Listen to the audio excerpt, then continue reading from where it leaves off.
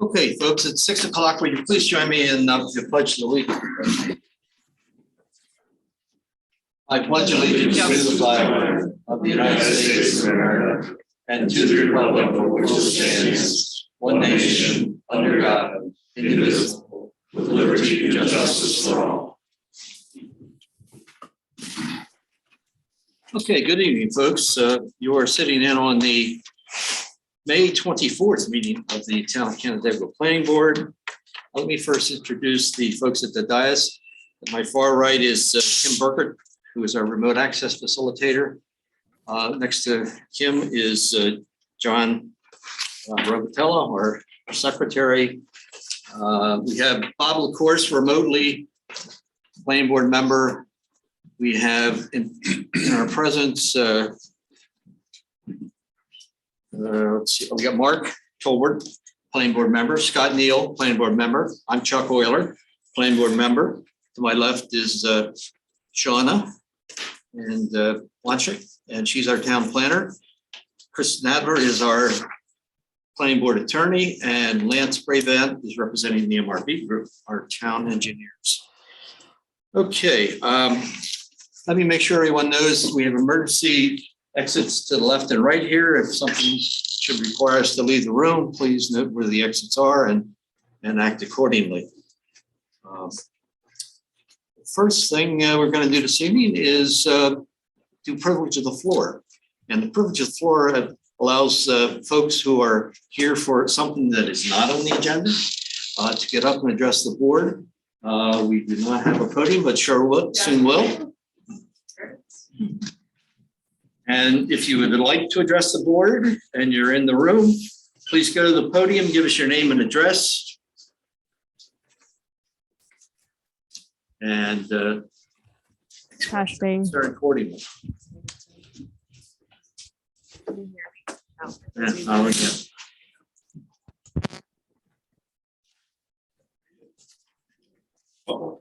If you can speak loud. I think more first to be. Sir. All right. My name is Chris Farrer. I've spoken with a couple of folks in the room here, some of the folks I know from Sandy Beach Drive here. Very nervous. So this is an opportunity to address the board on something that is not on the agenda. That's Right, correct. exactly. This Okay. is not on the Right, Just that's wanted- exactly what's going on. Again, I'm Chris Farrer. I'm at 3546 East Lake Road, Sandy Beach Road, whatever you want to call it, State Route 364. First of all, I want to thank you guys for the free mulch. It's been very handy this year. I just want to put that on record. But I'm really here for some issues with our new neighbor to the north of us at 3542, the Battisti family. We've been at this property over 30 years. I've never had any issues with any of the previous neighbors or any conditions of the properties affecting us. I'm sure you guys know he built a brand new property last year. And what happened was this past fall, my wife and I were cleaning up leaves, and there's a drain on his property right near the right of way. It used to drain, used to take water away. Well, this past fall, we found the water coming out of it. Okay. Didn't think too much of it at the time, but as the winter dragged on, and I know that Chris Jensen came out and actually took pictures of that parking lot area, and I have photos here if you want to see them. The water that continued to come up out of the drain continued to come towards our property. Now that's a result of the paving that he had done for his parking lot sloped towards our property, as well as the other property on the other side. So the paving there is domed, I don't know what you want to call it, but it definitely comes this way, and the drain does not work anymore. Like I said, we've been there 30 years, never had a problem. We're not there as much in the winter time. We do go down occasionally, and we noticed this year the entire parking lot where the drain is, plus our front yard and our entire sidewalk going into our house, was under about 2 inches of ice. Never been that way before. We have a tenant that lives upstairs. We have a duplex, so we have a full-time tenant. He's a very important tenant. He's the captain of the Canandaigua Lady. So I don't want him to fall and slip on this ice and hurt himself. Otherwise, nobody gets a ride. you know, Tours are over, but he's a very nice guy. He's been there 15 years. And I asked him, you know, has this ever happened before? Because we're not typically there in the winter. He's like, this never happened before. He wound up having to walk through the snow. He couldn't use our sidewalk because all the water had frozen there. So more recently, we got a letter because apparently he got a letter of violation for the paving, which I could care less if it's paved, but we don't want it sloped towards us and we want the drain to work. We don't want all this water coming onto our property now, which is where it's coming. And I don't know what it is coming up out of that. It never used to come up because it's a drain. It used to go down. So during construction, we have no idea what happened. Then we got notification of the variance hearing, which was canceled. He was supposed to be at this meeting too, and he was also canceled from this. So I did have a chance to look through some of those plans that were submitted by him to take out the paving and put in pavers or something, or porous type paving things where the grass will grow through. Mr. Battisti actually mentioned that to me last summer. He told me that he was not allowed to pave. He was going to put in these paver things that the grass grows up through. And I've seen them. I know what they are. I was like, fine, I don't care. You want parking spots? Have parking spots. It used to be gravel there.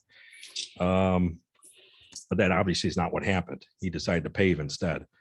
So it wasn't my intent to, you know, blow anybody in for any type of violation. Our concern only is the flooding that we're getting. The slope of the property too, the land is sloped towards us on his final lawn installation there. I mean, obviously for us, it's a big safety concern in the winter time with all the ice that we have, plus the extra flooding we're getting now. We get plenty of water there, believe me. Anybody that's been on East Lake Road knows we're in the floodplain, so we have plenty of water. I'm just trying to go through my notes here. So the problem I saw with the application, he wanted to get a variance to have the pavement approved apparently, which has since been withdrawn. But even in that variance application, I didn't see any address of the flooding problem, which is our concern, but it didn't address that at all. So obviously, at least to us, he has no concern about the flooding on our property here. Now that variance application and the meeting here tonight, he's pulled out of that, we're even more concerned. And we have even more doubts for any type of remedy for this flooding, because we don't know at this point what's going to happen, if there's been any further work that he needs to do. I mean, I understand technically he's in violation of some code for the town here for his building, that he did it wrong with the pavement and everything. So that's, you know, a big concern that we have is this continued flooding and the lack of any input from him to us about how he's going to alleviate it, especially since the variance application's been pulled. The second thing we have going, and this is just to go on the record, I just want to kind of mirror, I guess, what my neighbor up the street's going through with a new person moving in, doing a complete tear down, complete rebuild. And I was kind of surprised this got approved so quickly because he hasn't made any repairs for the flooding yet, or I haven't heard anything that's going to happen. He's building a permanent dock. And we just want to make sure that it's within code, I guess. We have no qualms about somebody building a permanent dock, but because of what we experienced with him, you know, give me an inch, I'll take a mile. Say one thing, do another. That's what we've been experiencing, unfortunately. We've been there 30 years, never had a problem with anybody, but we've already experienced several things with Mr. Battisti here. Chris, Go ahead. Kind of wrap things up a little bit. I mean, Yeah, well, I just wanted to mention that because I want to make sure that we're within the code for his new dock. I want to make sure that he's following whatever, you know, the rules are of the town here, that he doesn't go ahead and do something different. Because I understand he was even stopped during the building of his house. He had violated some permit issues. Okay, now, one more thing, and again, it's a question, I guess. I happened to stop by the property tonight. I know that Mark and his wife and kids use our property to cut through, and they go underneath a little rope that we have that kind of blocks off our private driveway. On the corner where our chain is there's now a portable toilet. I don't know if that's code, if it's allowed to be there. It's right on the property line. I'm assuming it's for the workers putting the dock in. Other than that, just to sum up, I want to wish everybody and the veterans out there, thank you for your service. Memorial Day coming up here. And hopefully we can get the Ukraine problem solved and everybody can live in peace, including us. Well, thank you for your time. Well, thanks for coming in. A lot of the issues you brought up, Chris, are under the purview of the Code Enforcement Office. We really do not have a formal application in front of us, so there's not a lot that we can do currently. But certainly if and when we see something from Mr. Battisti, we will certainly be aware of the issues you brought up and hopefully handle them accordingly. I guess your concern is that if he doesn't go any further, that the problems that exist now will continue to exist. And that's something you should discuss with Chris Jensen, especially if there was something that was not done according to plan or code. Chris is certainly the one to take care of it. So if and when we see something, we certainly have have notes here as to what your concerns are. And we'll certainly. And I've talked to Shauna about this, and she's been very helpful and indicated the same thing. This is a variance issue, it's a code violation.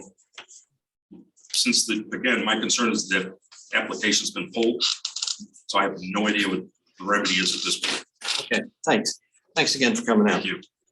All righty, let's move on with the agenda. I can attest that there was a publishing of legal notice in the Daily Messenger on May 18th for the Westbrook application.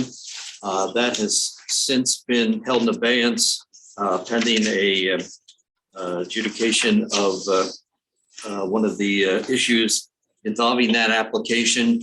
So is anyone here for the Westbrook application? Okay, good. So that will go to a future meeting. We do have continued public hearing, and that is for CPN 22012, Marks Engineering representative Angelo Licadello, owner of property at 3535 State Route 364, commonly referred to as Sunset Ridge Estates. And they are seeking a preliminary subdivision approval to subdivide 33.18 acres into 33 single-family lots from 0.46 acres up to 2.74 acres. And this is a continuation of our hearing of May 10th. So I will now reopen the hearing, and based on revised plans that were sent to us just prior to the last meeting, I know our planner, Shauna, has done a reevaluation of the zoning law determination. And Shauna, would you be so good as to read or present what you found? Yeah, I will summarize. Thank you, Chuck. So based on the updated plans revised and received on May 17th, actually, let's start with May 2nd, received in our department May 3rd, and then we also had some updated plans revised and received on the 17th.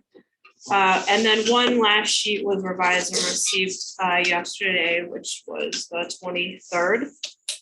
Nothing has changed since the first submission from February, and that obviously the parcel is still 33 acres, 31 single family homes.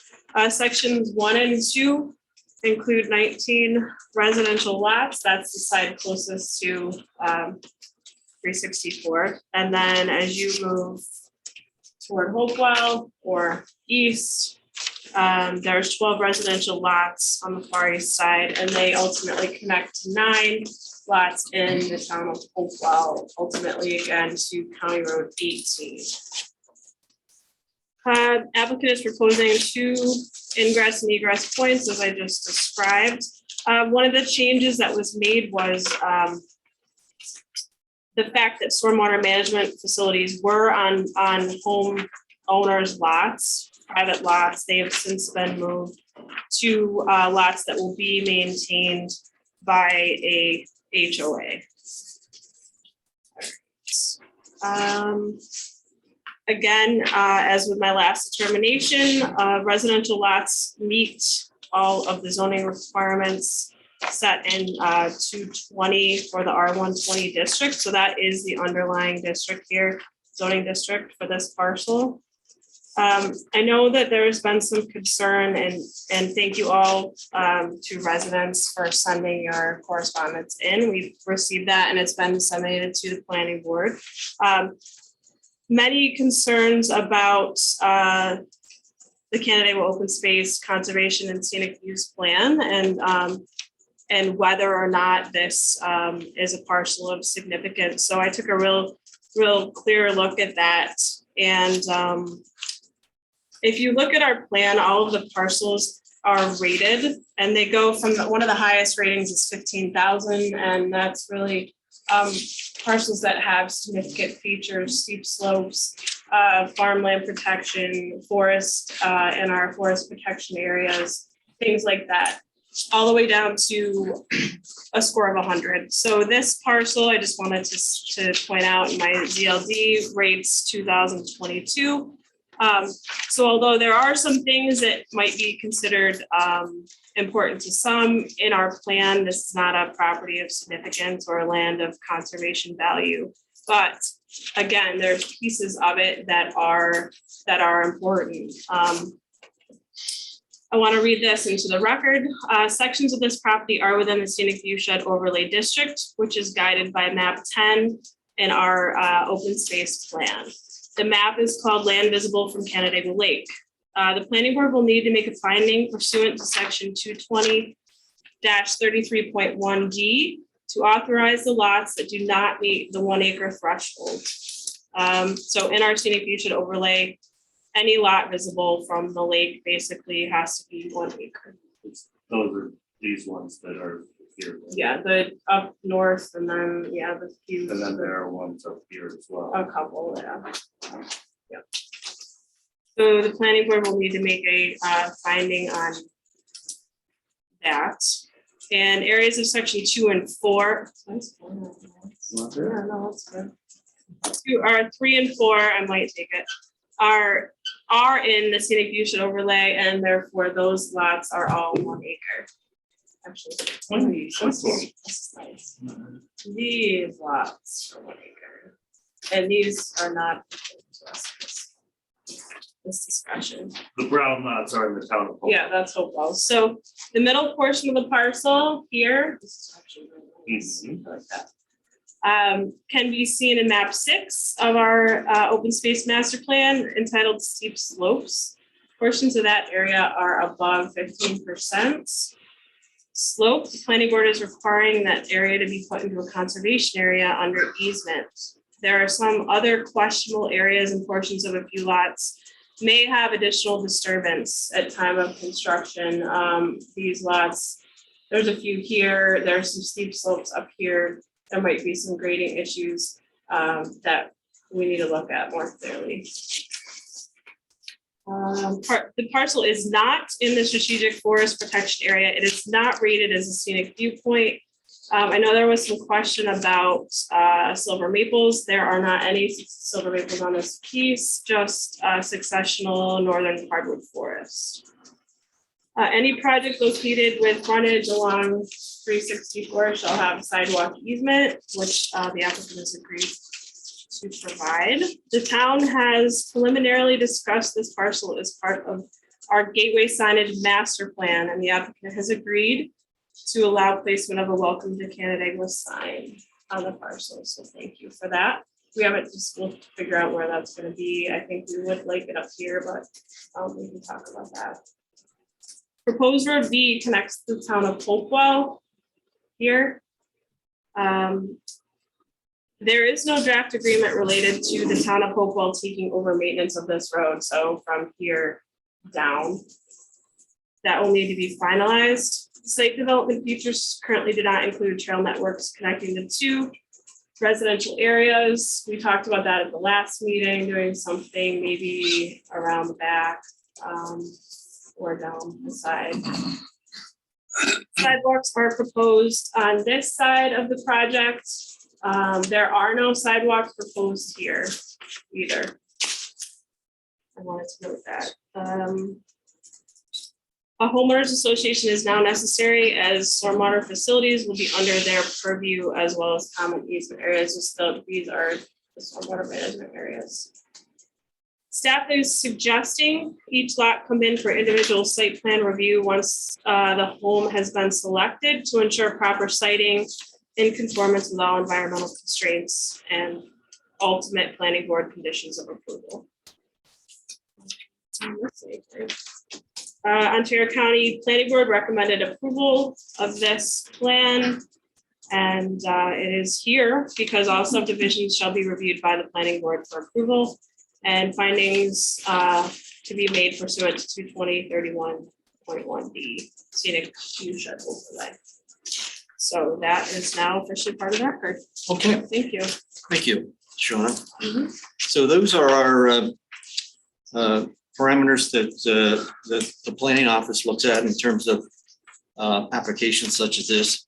And Shauna did a good job of going over a lot of the amenities, the natural resource issues that some of the residents have brought up, and we'll certainly discuss that more, but that was sort of an overview. To double back a little bit, at our last hearing, we had asked the applicant to provide certain information to the planning board to help us in our deliberations. That included some form of highway maintenance agreement with the town of Hopewell. A phase 1 construction plan, I think, was requested. A rendering from the lake showing both the present and future vista as to what the project would look like. The HOA responsibilities that will be involved in this project. I think our attorney called it HOA light, is what you were looking for. A summary of the easements that would be applied to this property, as well as what they would cover. We also requested an overall plan showing the town of Canandaigua and town of Hopewell, which was provided. You see it in front of us. It gives you a picture of the entire property from County Route 18 down to State Route 364. We had asked for a copy of the stormwater management agreement. I think that will apply to the retention basins that are on this property. So I think that's what the applicant was to provide us, and I think for the most part we received it. We did, absolutely. Okay, and Mr. Nadler is correct as far as the documentation you had requested regarding the HOA and the easements. It is, the HOA, is my understanding, will maintain this pond here and this pond here. So all the neighbors here will have to chip in to maintain these ponds pursuant to stormwater maintenance agreement with the town of Canandaigua. If they don't do that, then the town steps in, does a form of charges down. That, including administrative expenses, which is not a good way to go about things. The applicant also proposed easements, conservation easement in this area to preserve these trees. It will include no cutting trees. It will include restrictions on the tree. I don't know if there's other areas that are included in that. And then standard utility and public right of way easements, as well as sidewalk easement. I think that's the extent of that. At this point, as Shauna mentioned, this section of the road, the highway superintendent has not indicated a willingness to accept it for dedication. As we all know, in New York State, our highway law specifies that the superintendent, with the consent of the town board, is responsible for accepting public roads for dedication. He has indicated a willingness to consider it if the town of Hopewell is willing to maintain it pursuant to a written agreement. That hasn't been addressed yet, and before any decisions can be made, the applicant will have to, present a written agreement to which both municipalities can agree. My understanding is that stormwater has been addressed and reviewed by MRV Group. Is that accurate? Have you reviewed their stormwater? It is being addressed. Okay, It's not addressed yet, but we're working through that. It's typical for it to go on into the preliminary review process and final. But the point is that they're addressing the town standards and the DEC standards as it relates to stormwater mitigation, quantity and quality control. and can you, I think it might be useful to explain to the public what that will produce on this site. I know that there's stormwater issues coming off this site. And my understanding is it will improve. I don't know the thresholds that you're required and before any approvals are granted for this overall development, the applicant will have to comply with. So ultimately, any project that comes before the town of Canandaigua that has a disturbance threshold of 1 acre or more, if that's commercial or industrial projects, or if it's residential, it has to have 5 acres or more. The requirement is for the applicant to provide stormwater mitigation in the form of water quality, infiltration, cleaning the water supply system out, and also not water supply, but the drainage, the runoff, but also water quantity, and that's the large sum of water during heavy rain events. They're also obligated to take runoff from the site. So basically, everything that touches their parcel has to be mitigated through their facilities. So everything so when water, everything that's being constructed has to be mitigated through this process. And that process requires it to meet the town of Canandaigua's MS4 and drainage criteria, but also DEC, which is the highest level that we have to achieve. And DEC has given us basically a window, minimum standards, maximum standards. As long as they're within that standards, that's something that can be approved by the municipalities as part of the review process. So they're obligated to design these systems to basically take water that hits their ground and runs off their site as it exists today and reduce that runoff. So basically, it's got to be the same or less than as it currently is today. So anything that hits the site up here and then ultimately channels and runs down the site this way is going to be collected here and then released at a lower rate than it currently is, or the same. Obviously, we know that this has got some drainage issues that long before this project. So the applicant is trying to do what they can to oversize those facilities to accommodate larger runoff conditions. One of the things that we have to look into too is that they're not obligated to treat runoff that runs onto the site. So that there's a stream, or I should say stream, it's a drainage ditch that runs this way. They're not obligated to treat that because it's not water that's produced by their site. So they can route it around without treating. Obviously, we don't want that water to negatively impact downstream neighbors or offsite neighbors. Currently, it's being proposed to run through their site and ultimately to the other side. We're looking into that to verify what type of issues that might have on the site. That's something that we'll have to evaluate and that we are evaluating as part of the process. But they're not obligated to treat that water. They don't have to run it through their stormwater system and do anything with it. They can leave it alone, but they can't negatively impact it. They can't add water to it. And so if they do, then that's water's got to be treated.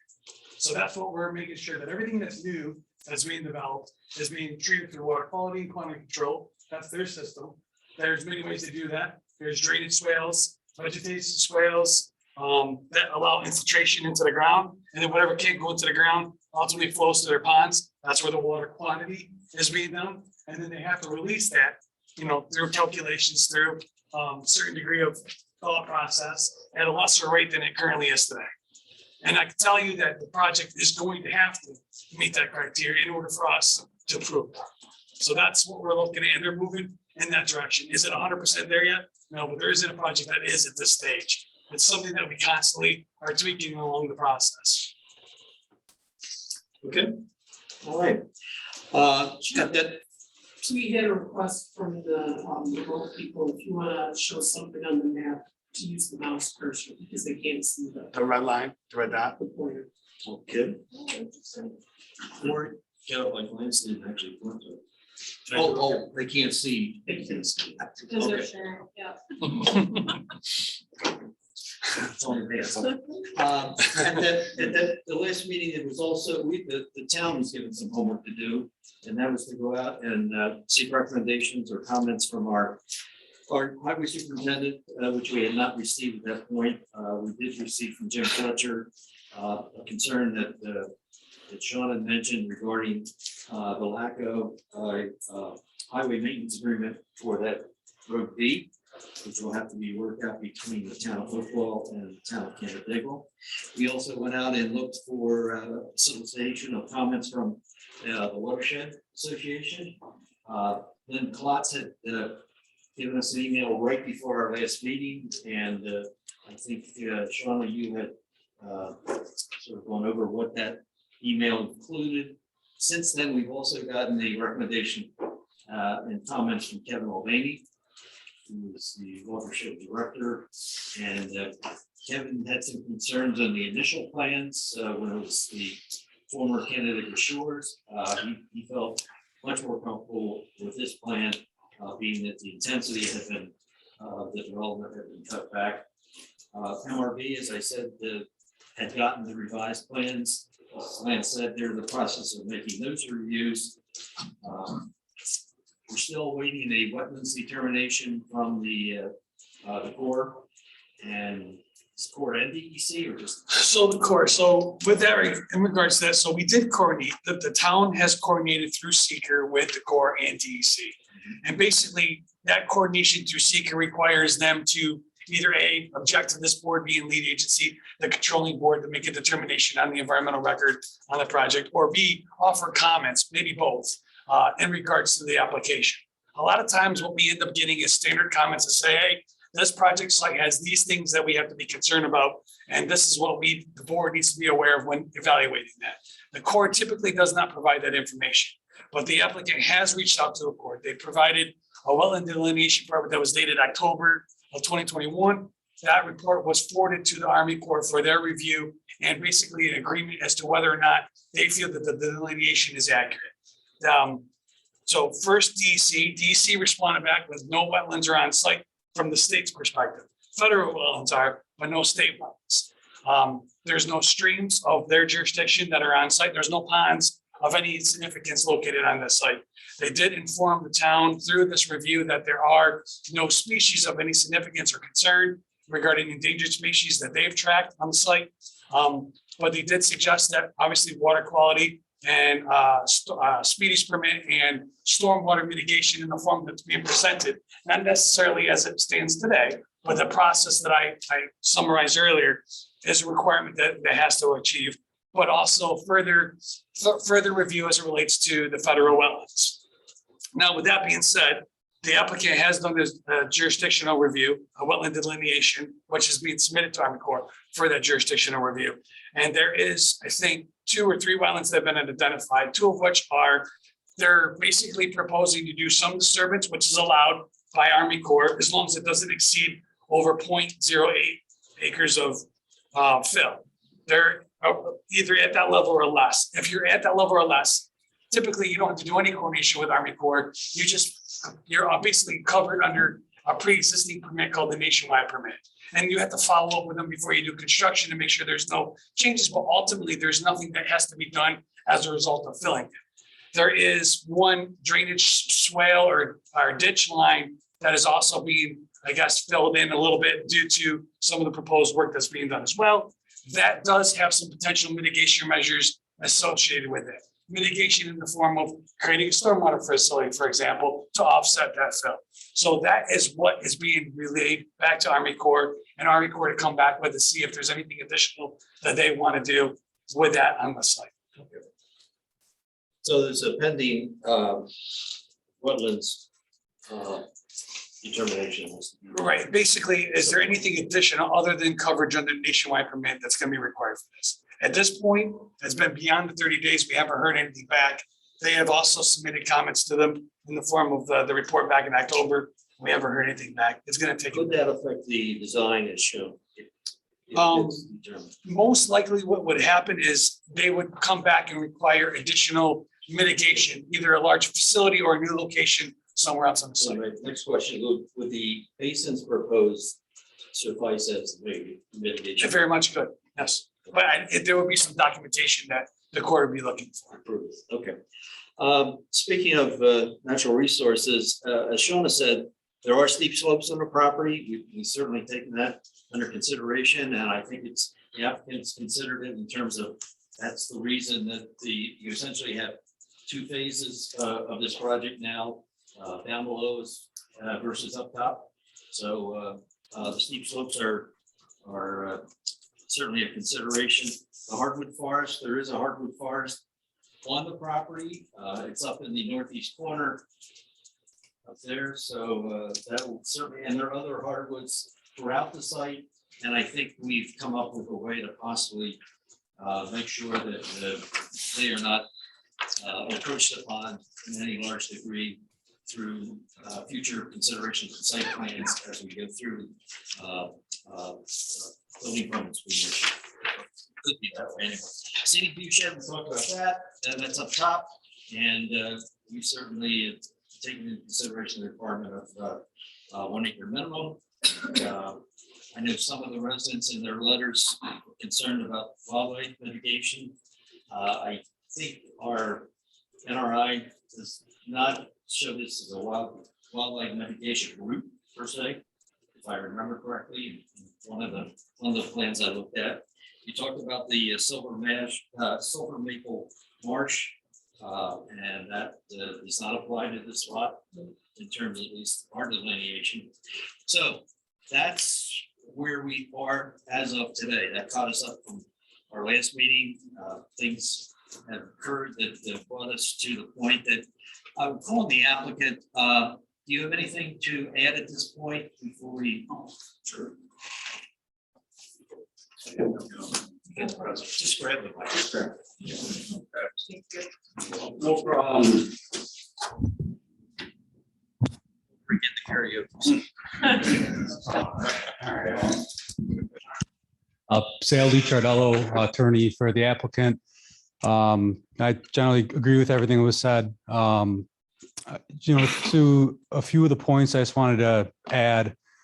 First of all, with the maintenance agreement between Town of Canandaigua and Town of Hopewell, I think the way that I presented it at the last meeting probably it might have been a little misleading. I was under the impression that they had both been kind of made aware of what the parameters of an agreement would look like and were more or less on board, but I found out that, they maybe were not as brought up to speed as I indicated. So I think there is probably still a little bit more work that needs to be done to get an agreement between both of them. I plan on reaching out to them tomorrow.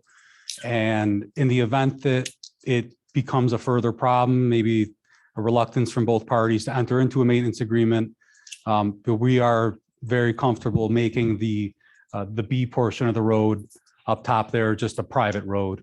That would still remain the same as far as the plans are concerned, but we would just put the responsibilities into the HOA. We were initially reluctant to do that because we didn't plan on doing an HOA, but now that we're already drafting one for the stormwater ponds, it really isn't that big of a jump to have them take care of the road as well. So that it just is an option that we're open to if this agreement between the Hopewell and Canandaigua presents a significant hurdle.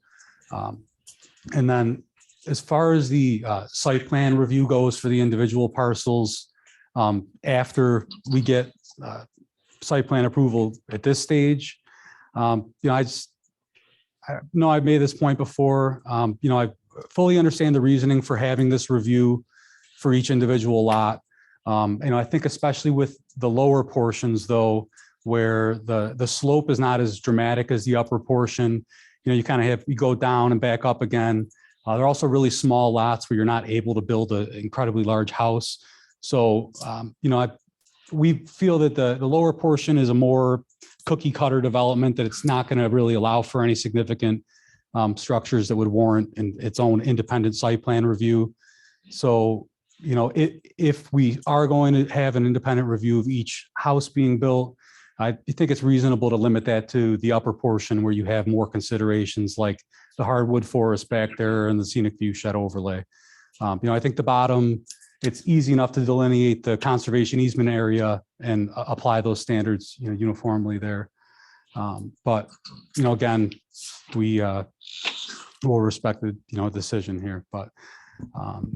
Okay, well, that determination hasn't been. Right, yet, that's, but I just wanted Certainly to. a consideration, as I said, it's a consideration to help ensure that there's tree management in terms of, when the homes are built. And I guess the other concern, well, I don't want to get into that. We can talk about that as a board. I don't want to give my opinion, so we'll see how the board feels. Anything else now? Well, I think we're, I don't know if Brian wants to talk now, or we can turn it over to the neighbors. I know there's a lot of people here who probably want to speak. Get to them. Okay, should we do that now? No, I'm giving this time to the applicant. Okay. Any updates they have for the board? That's what we're looking for at this one. Thank you.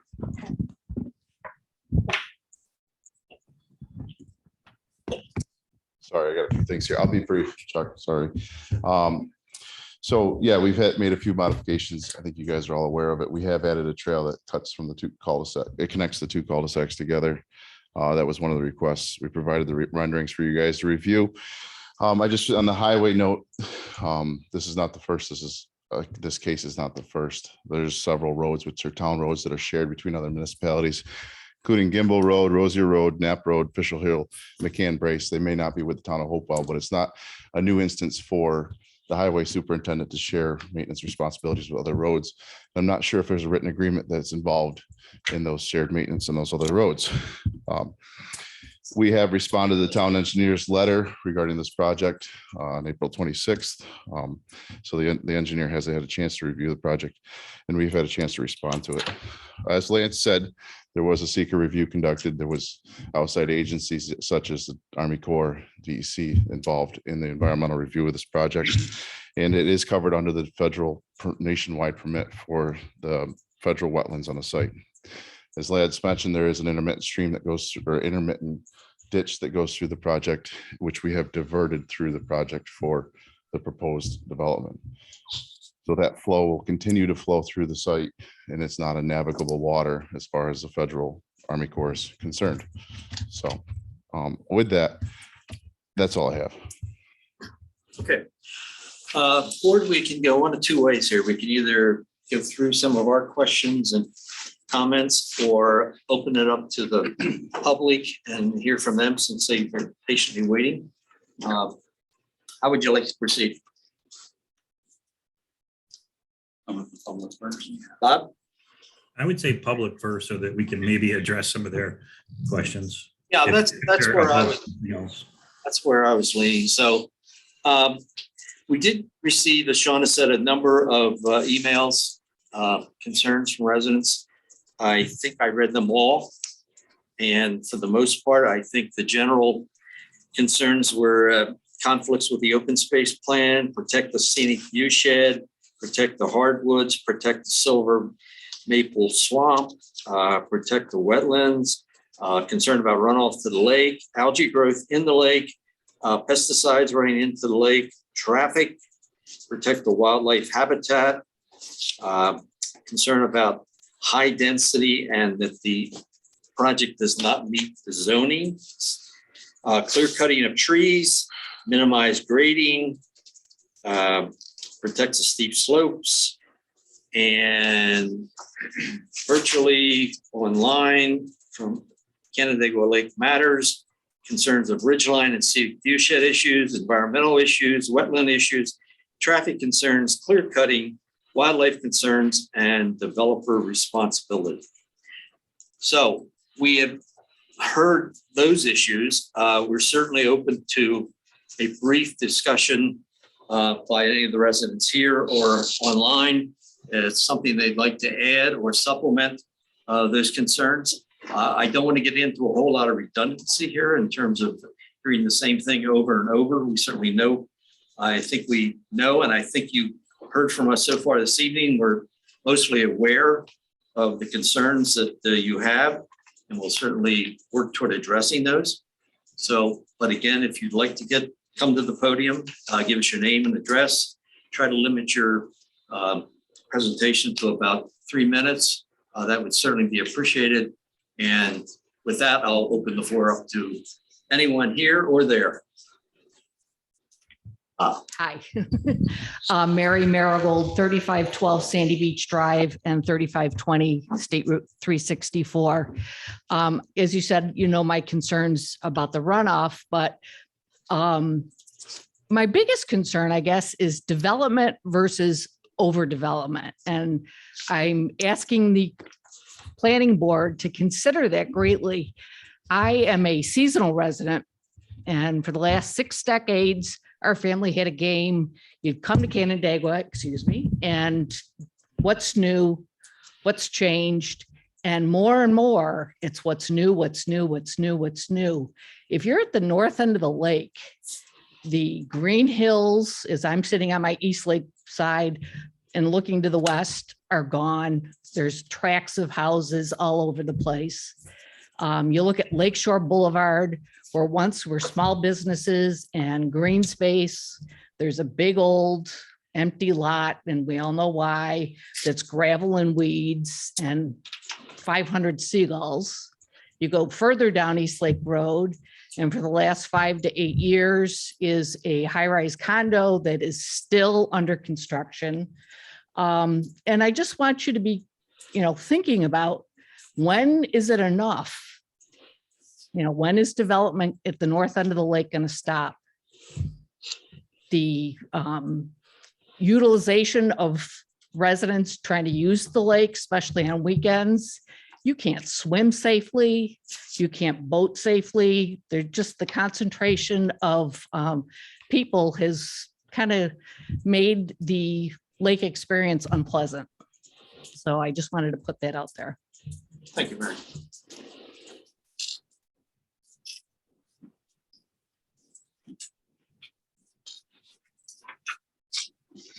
Anyone else? Can I speak for my seat? Okay, I'm sure. Yeah, if you don't mind. People in TV land want to see it. I'm Colleen Schreiner. That's my husband, Fred. We live up in Hopewell on County Road 18. And I grew up on Canisius Lake. And recently we went to Florida for his 60th birthday, and flying back over the Finger Lakes, it made me think additionally about this issue. Because like she said, there's not a lot of forests left around. And if we think of our, I grew up on Canisius Lake was this big, and Canandaigua was this big, and Seneca's this big, and Lake Ontario's this big. But the lakes aren't that big. And there's not a lot of forests left, like she said, around the lakes. And I'm not an environmentalist by heart, maybe, but I think about how the trees and the flora and the fauna act like the villi in our lungs. It cleanses the water. We all love Canandaigua, but I would agree with her, by the end of our short summer, the water, the north end of the lake it's awful. It's filled with gasoline. It's filled, they start closing beaches for the blue-green algae, which again, I'm not sure exactly what the reason.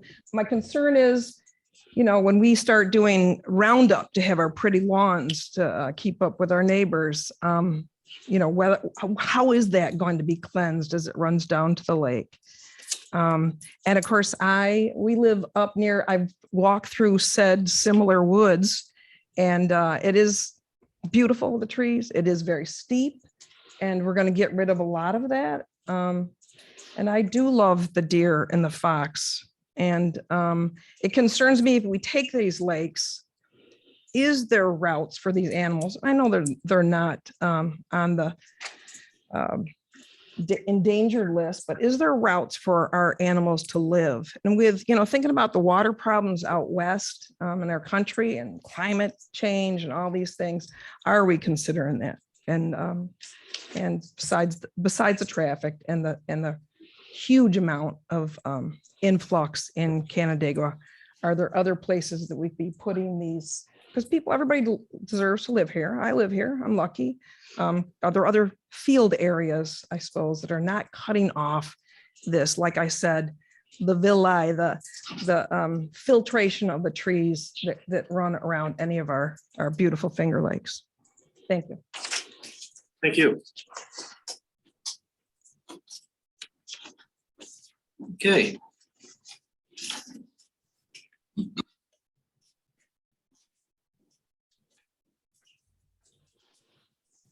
John Frank, 3560 Otisiana Point. Last week, in my mailbox, I found the Finger Lakes Land Trust newsletter, the spring edition. And so I took a minute to take a look at this, and I was astounded. The headline reads, "The Finger Lakes Land Trust recently announced Finger Lakes Forever, a $20 million capital campaign to protect and steward critical lands and waters across our region. The organization has already raised $18 million toward the ambitious goal, much of it raised quietly during the course of the pandemic. The resources this campaign will provide are absolutely critical for ensuring our success in conserving the region's last undeveloped shoreline and the best of our signature landscapes. Over the course of the next year, our plan is to protect an additional 2,000 acres and 4,400 feet of lakeshore through a mix of acquisitions, conservation, easements. Through these efforts, the organization will secure 21 miles of frontage along our region's streams, helping to protect water quality."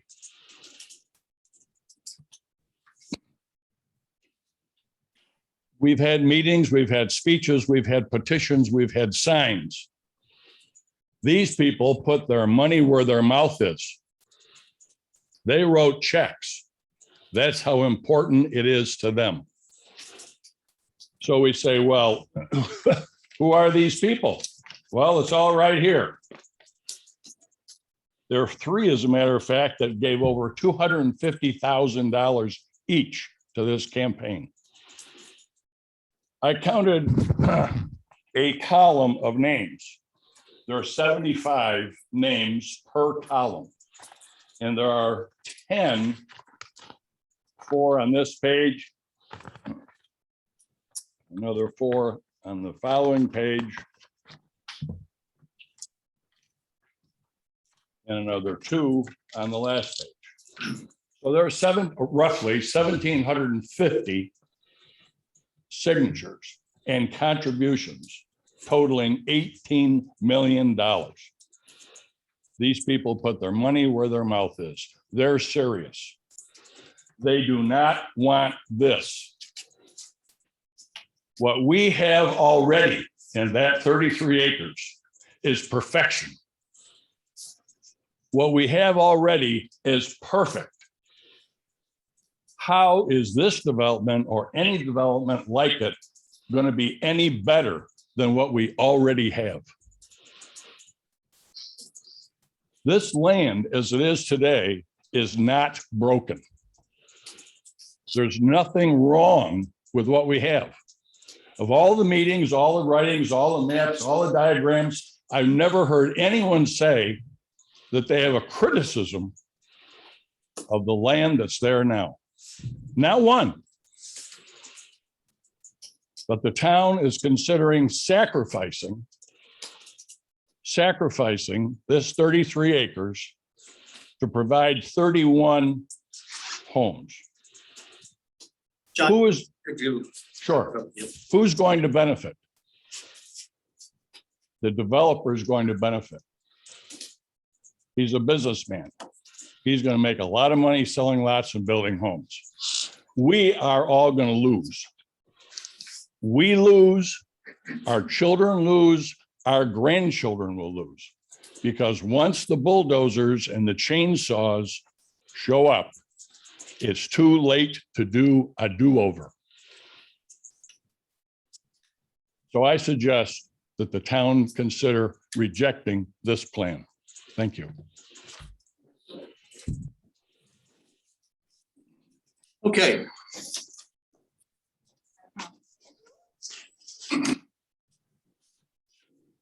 A drawing always helps. What? I said a drawing always helps us. Well, I don't have glasses on, so hopefully this will help.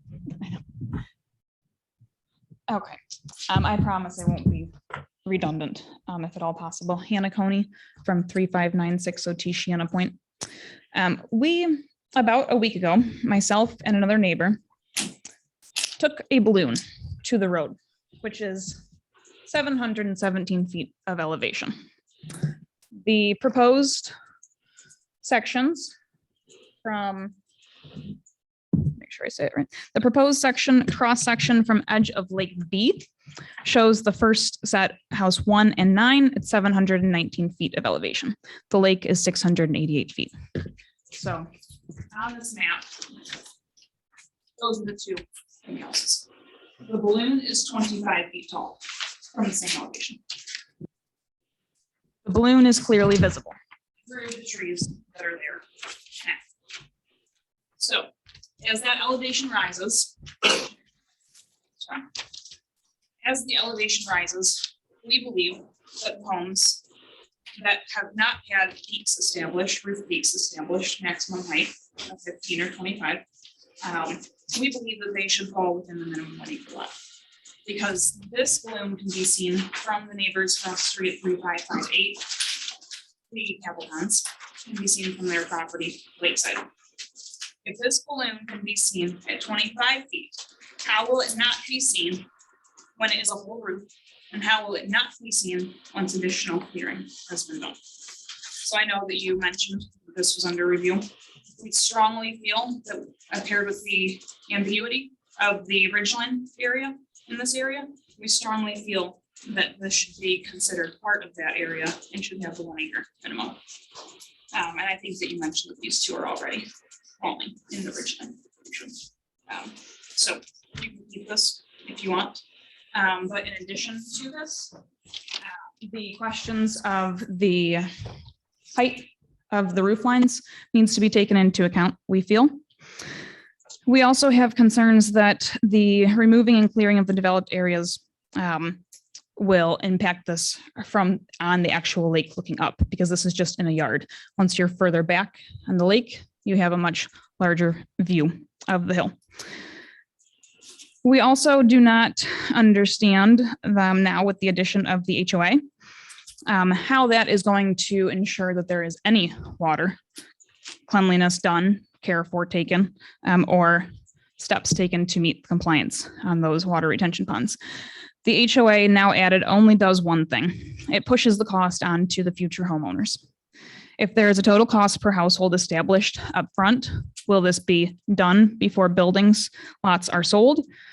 And in the event that this HOA contribution is established, how does that get handled when there is not full saturation of lots? If there is one house or two houses or three houses in 1 year being built and occupied, is their HOA fee enough to cover the cost of the maintenance on those retention ponds?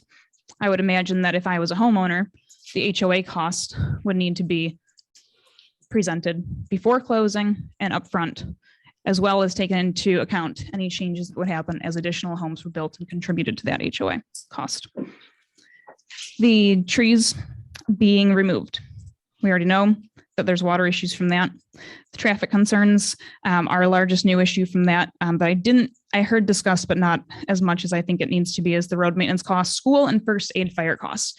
To reach Canandaigua School District and to reach the homes that are only accessible from the top road, you have to go through a district that is not Canandaigua.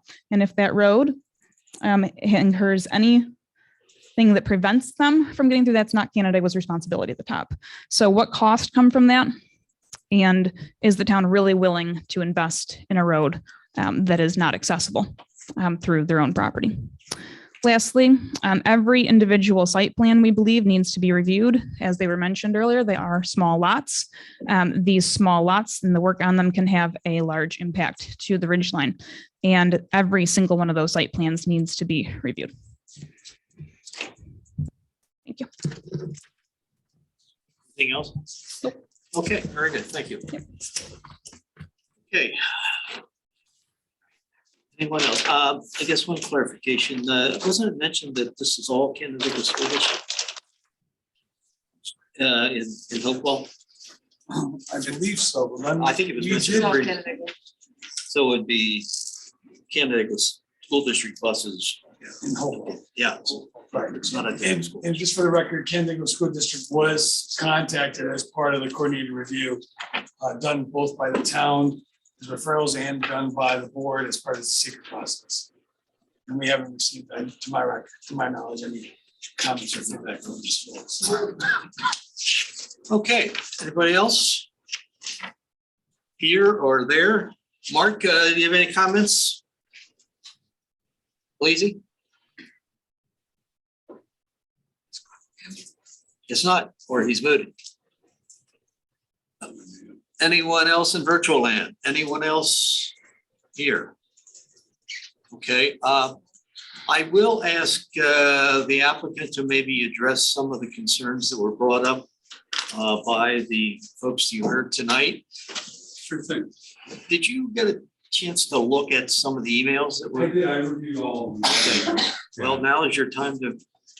Okay, so thank you guys all for, expressing your concerns. There are some misconceptions about the properties. I saw the phrase multi-century old forest and wetlands used, I think, in every single one. It's like a buzzword. And it's just not the case. Back, it was either in the 50s or 60s, we could get a confirmation. We have like aerial photos. This used to be all clear cut and farmed. So, to the extent that like there's wetlands there, I really do think it's more of just the natural slope of the property, with water accumulating at the low point.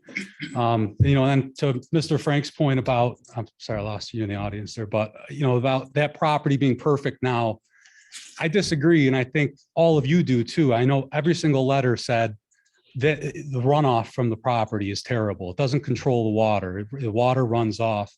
And that's because the way the site is now, and I think part of that is because it used to be clear cut for a farm, is that it really doesn't manage the water effectively. And you guys have all seen that. So at this stage, I think the options to manage that would be to either A, let the forest grow for a few hundred years, or B, do what we're proposing now, where you have us putting in all these channels and ponds to really collect the water and filter it.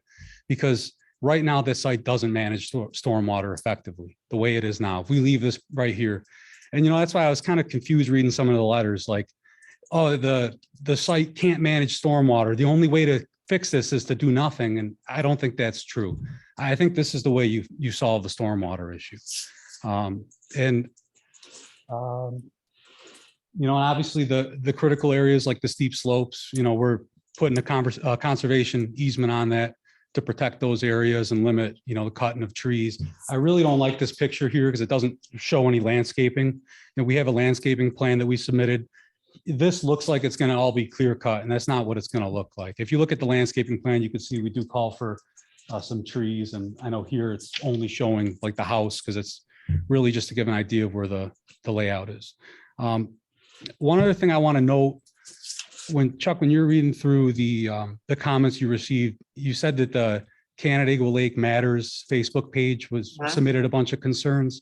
Yep. So I don't know exactly what's going on with that. But what I do know is that about a week ago, that page was called Canandaigua Shores Petition. It was managed by board member Mark Tolbert.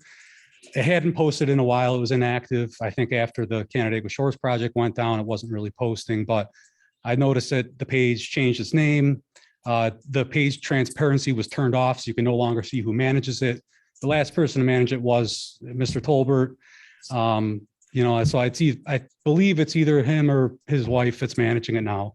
I'm not going to comment on specific objections I had to that. I just want to renew the point that I brought up a couple of meetings ago about conflicts of interest and making impartial decisions. And I think. Okay, well, that's right. I know that's not the neighbor's concern. I know Chris Nadler's not. And I think the concerns that are listed on the. No. I make Hi. The host would like me to unmute. Rumblings. on the Facebook page are issues that we're. Yes, we are. No, I It's agree. important that we acknowledge them, no matter who wrote them, I and guess I'll put the sound on here. we're on the record. Lazy. Yeah. Thank you. Yep. No, and I agree. There's nothing that was inappropriate on the page, worth mentioning. It was, pretty tame. So I think it was mentioned about the maintenance of the basins between, I don't know. yeah. Well, I didn't really get exactly what the concern was about, like if during construction, the Maybe not being LLC, maintained properly. I think right, that would be- ATL contractors will have that responsibility. As lots get sold off, our responsibility will start to dwindle in shares of a 31st. So every lot that gets sold, a 31st of that cost now comes off our shoulders, but we'll still maintain that burden until the last lot is sold. So it's, And then post dedication, it becomes part of the HOA.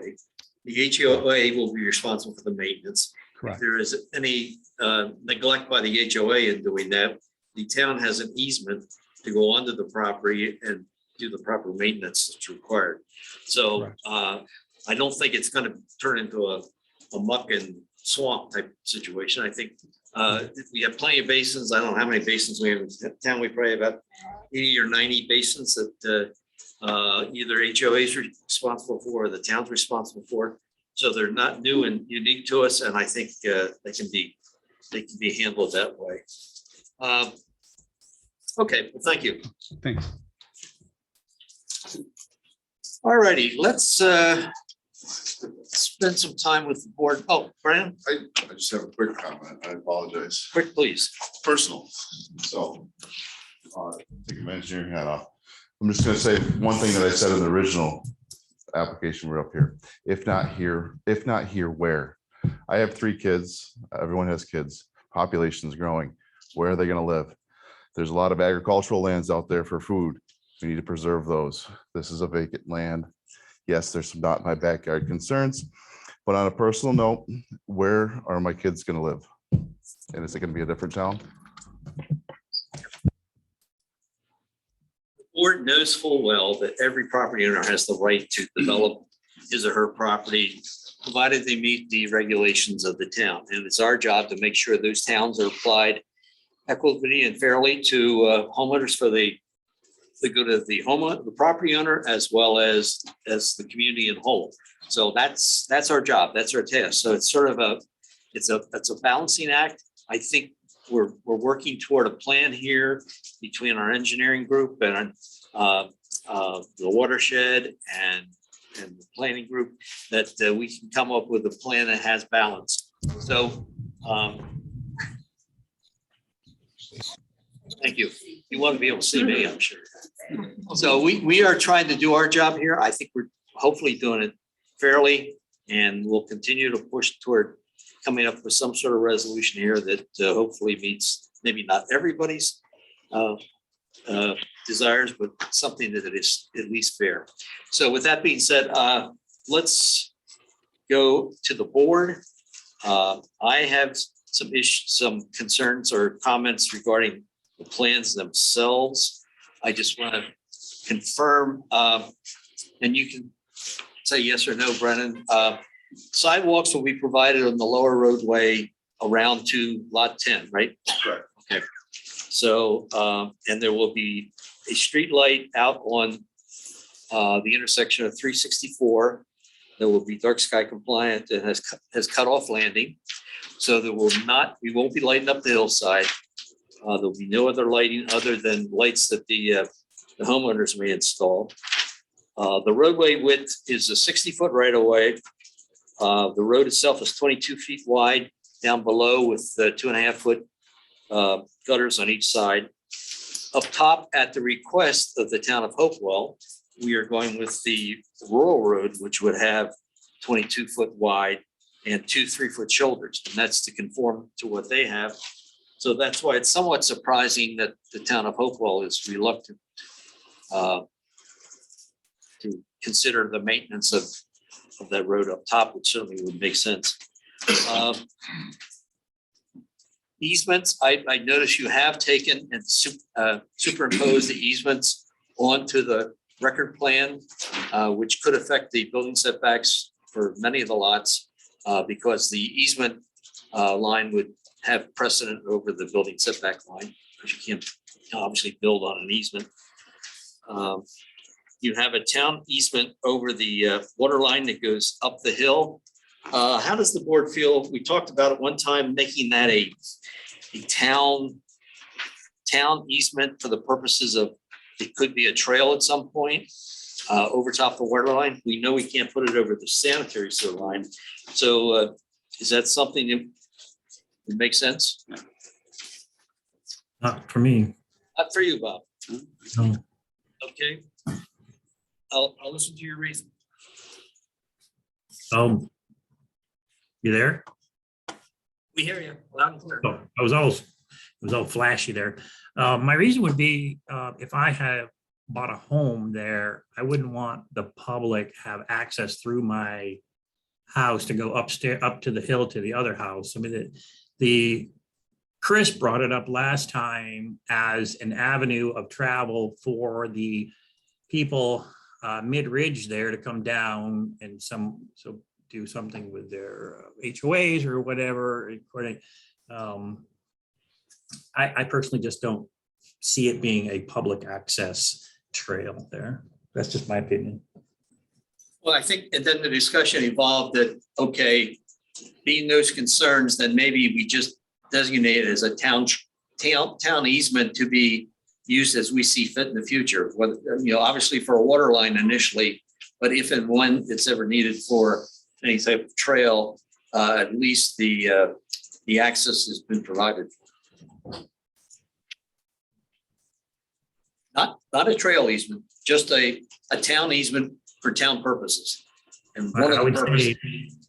I would say a trail that would be a better easement than stating it's going to be a trail easement. Okay. All right. I would agree with Bob on that as well. Have we decided who's going to maintain the inside the donut hole on the cul-de-sacs? I don't want to speak for you guys, but I can tell you that Jim's not going to want to maintain that area. So typically what we've seen is that, it's all dedicated to the town with an easement to HOA on it. And that way they can mow it, maintain it, or whatever they need. But there's obviously rules to that. The rules are it can't obstruct the view and so on and so forth. Yeah, that was part of the letter that I sent to Chris summarizing the HOA. So it was the ponds, mowing around the ponds, mowing in the middle of the cul-de-sac circle, and then maintenance of the light on 364. It's gonna be one solar light, but down the road eventually, obviously there's no electric cost associated with that, but when that light breaks down the road, the HOA is responsible for replacing that. But that was. And that's what we typically have seen on other projects that are similar with this type of cul-de-sac. Did the plan show the limited disturbance in terms of there is a limits of disturbance boundary in the plans, but we've obviously had some comments on it. We've gone, I think Brendan and his team have updated the plans to more accurately reflect the correct limits, but that's still under review. and obviously if we get into a lot specific site plans, the limits of disturbance on each lot will be delineated, as well as any removal of trees, saving of trees, drainage, swales. Yeah, Side yard swales. not knowing. My understanding would be there'd be a preliminary overall, then a final phase or overall.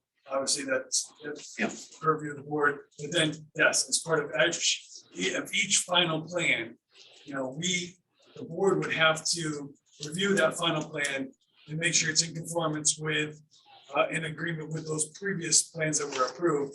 And it would have to include whatever updated building plan that's been proposed by the home builder or the home buyer, with updated grading and updated limits of disturbance. And as you mentioned, the tree protections and so on. I believe that's the point is the board wants to have a little more say as to what trees are being removed for what reason, and making sure the steep slopes are protected in certain areas where we know there's steep slope mitigation. Sometimes, as we've seen in the past, projects like this.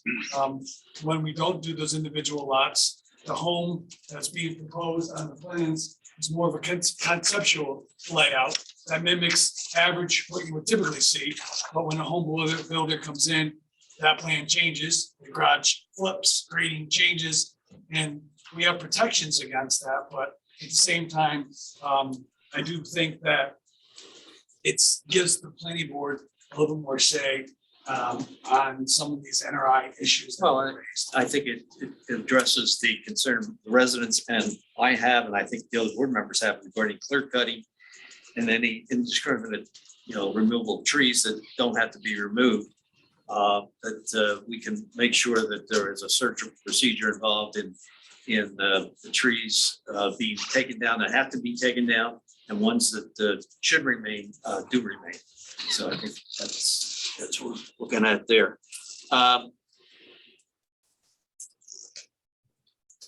When the outfall for the large basin up on top, it shows a 36-inch pipe as the outfall. That doesn't seem like much of a choke down on the. There's a control structure ahead of it, which has weirs and grates that control the structure to the 36-inch pipe.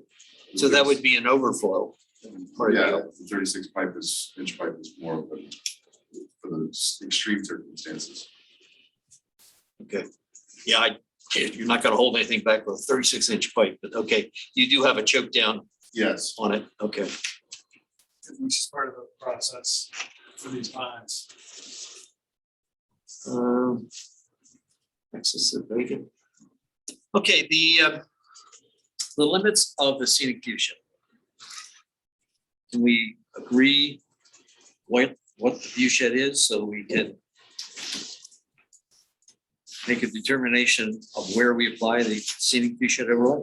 Your ZLD said that it was essentially up top, right? Okay. There, I think at the last meeting it came up, I think Mark brought it up, there's a there's a speck on our infamous purple plan, as we call it, down in the lower section. And I think we discussed that from a practical standpoint, given the grading, at least from my perspective, given the grading that would occur down below, that it would not be viewable from the lake. Hey Chuck, a point on that? Sure. The comp plan in the map, I want to top off my head of 5, which shows the scenic view shed in the comp plan. The view shed this property is not in the view shed overlay, but it is shown in the property that can be seen from the lake. So there's a little miscommunication or thought process. It's not in a view shed, but it is actually in the purple. And how do we handle those differently? And I thought we had handled that when we had agreed and understood that the top level phase 3, I believe it is, would be 1 acre lots. And then we would be reviewing each lot when it came up. Maybe the thing to do, Kim, if you could pull up those renderings. The 510 or 515. For everyone to see. They're in the. They're in the file. Yeah. And they're out. Which one? Keep going down, they're towards the bottom. Towards the bottom. Yeah, right there, 15.5. 15-year Lake View down one. Yep. That's 15, that's 5. Which one did you? 15, show 15, well, show 5 first. That's the way it would early on.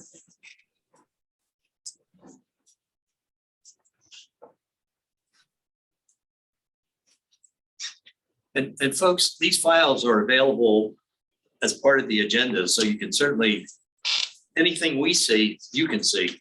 But this was a rendering that was provided that shows not on the lake, but above the lake.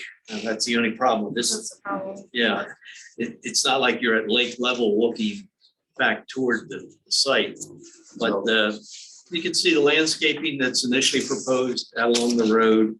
Then you can see the steep slopes. Is that band of trees, and then up top were the 1 acre lots. The drone was flown at 200 feet elevation. 200. Okay, that's good to know.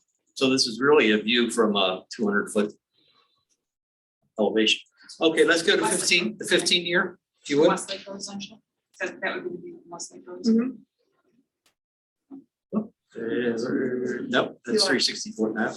That's out front. Which, over there, It's a good one.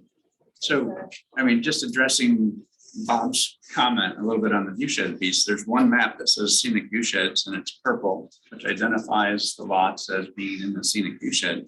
So it does state that those lots are viewable from the lake. So last time we had talked about this, it was clear that everything at the roadside and the road was viewable and would fall. No, into that view shed. That's no, we said that it was determined because Shauna and myself separately went out there and determined, we looked at it.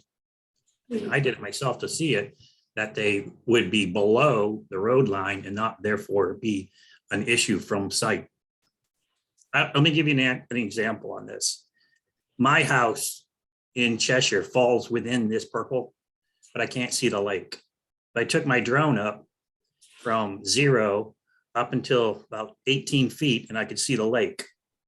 So there is a level at which you might be able to see properties from this purple area if given the height of a building is certain things. And that's where I believe where our guidance states that we should review these plans to make sure the, say, roof colors or whatever height doesn't exceed or be over the ridge line, but would be within the ridge viewscape.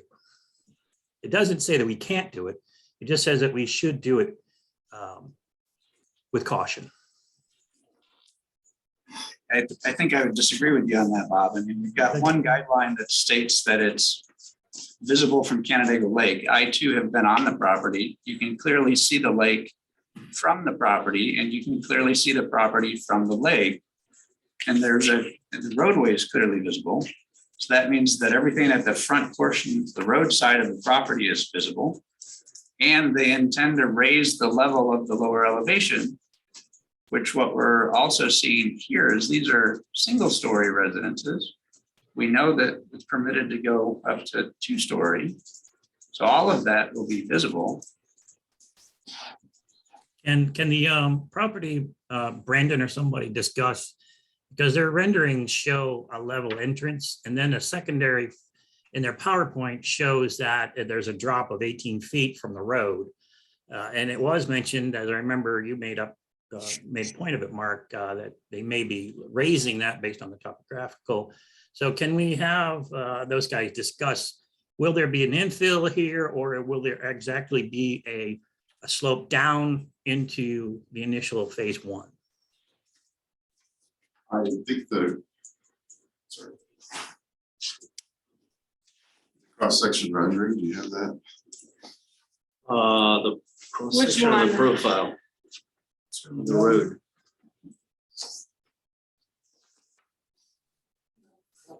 Go up a little bit.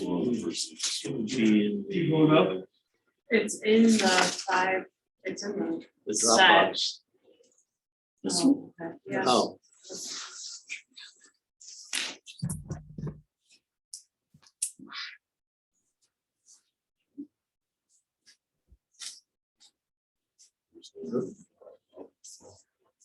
So here you can That see the one, rendering. that one right there. You can see the rendering, a rendering of the cross-sectional view of the site as you enter the site from 364 at this point. You will gradually go down to the stormwater pond a little lower, and you'll gradually go up. The conservation easement is approximately the end of the stormwater pond, the back side of that house, and sites that are up on the upper sections. So you can see that you're as she mentioned, the elevation of the road is 717. The average grade of these houses back here is around 712. 5 feet lower than the road. Is that rendering single story or is that 2-story homes? That rendering is single story. So two-story homes would put them above the depicted tree line? Yeah, that's the rendered tree line. It's, they grow, mature trees are 68 feet in height, right? So there are several mature trees on the west side of. Well, Mark, I think part of the reason we're talking about individual site plans for each lot is that, you know, if their assessment has to be made as to what its effect or view from the lake could be, either whether it be a one-story or two-story. And I think you had said something to the effect, I think Angela had said that these lots are going to be spec lots. They may be sold out and property people will be buying and putting their own homes on. No, I'm gonna be doing most of them. Oh, I thought you had said that they were available. And to be honest with you, I'm listening to you guys, but no bank's gonna want to finance this thing if there's gonna be no approved. Okay, I'm staying corrected. You know what I I thought mean? they were spec lots. Yeah, no. Okay, so you're gonna build them, and what style homes do you I'm have? gonna have control over that, so I'm not gonna allow anybody that's gonna do anything that's in contradiction with the plan. It's good, they're gonna have to, even if I were to hypothetically sell a lot to another builder, I'll have complete control, and he's gonna have to follow that plan to a T, or else he's not gonna build it. Well, and as I said, we're going to have an interim Or he'll step. have to come back in front of the board. We'll have an interim step where they've got to get our approval before they get your approval. And to make sure that trees are saved. There's no trees to save there except in that one. I'm corner. talking in general. Yeah. I'm talking in general. No, okay? I'm just saying that you're more than welcome to walk the site. They're all scrub trees. There's nothing really there. Let's see. Even on this steep slope that we're not gonna touch, they're all scrub trees. Okay. To be determined. So again, getting back to the concern about would a house qualify as a view shed property? I think for the purposes of the subdivision, we've got to determine whether it's 1 acre up top and R120 or R20 down below and leave it at that. But then as lots are developed, ensure that the view shed is protected in terms of development as it occurs on the lower property. And I think, Chuck, that would be my question. I mean, I think the general feeling that I have is that there's a small area that's probably not view shed. So that would mean just changing them to the 1 acre requirement of the view shed. Well, I mean, we can take a vote on it, whether we feel that the view shed area is significant enough on the lower section to warrant it become a 1 acre minimum, or we can leave it as is. I personally feel that being developed under the R120 down below is fine. It's not that much it's not in the view shed. The view shed map that we have is very subjective. Wasn't done with a whole lot of science. And we knew that when the scenic view shed overlay was applied. If we hadn't had the scenic view shed overlay, this would all be R120. So at least I think we're protecting the steep slope, we're protecting the upper reaches of the lot, and the more visible part of the property is being screened or being taken care of accordingly. So personal opinion, I don't know how the rest of the board members feel. I think we get one shot. And the reason that we're implementing programs like scenic view sheds is because we care about those things. Well, we're a lot better than we used to be. We didn't have anything before. And in fact, when this applicant applied the first time, we didn't have a scenic view shed. And so we've taken a huge step in terms of protecting that upper slope. But this is engineering and math. This is shoot a survey from the lake shore and see if it can be seen. I mean, that's engineering and math. Who's going to do that? I don't think that's a unusual request to determine. I mean, we've determined in a pictorial that we're willing to state that it's not significant enough by looking at pixels on a map. It should be a scientific basis. We have to have a tool that we base all of these projects on. I would be leery of doing that because there's a lot of purple in the town of Canandaigua that we would be making this statement now that has to be 1 acre lots. No, what we've stated, Bob, is that it's up to, if we state it is that, then it's up to the developer to claim that it's not, to prove that it's not. That's what we state. Well, there's a lot of lake shore that's all 1 acre then. Probably true.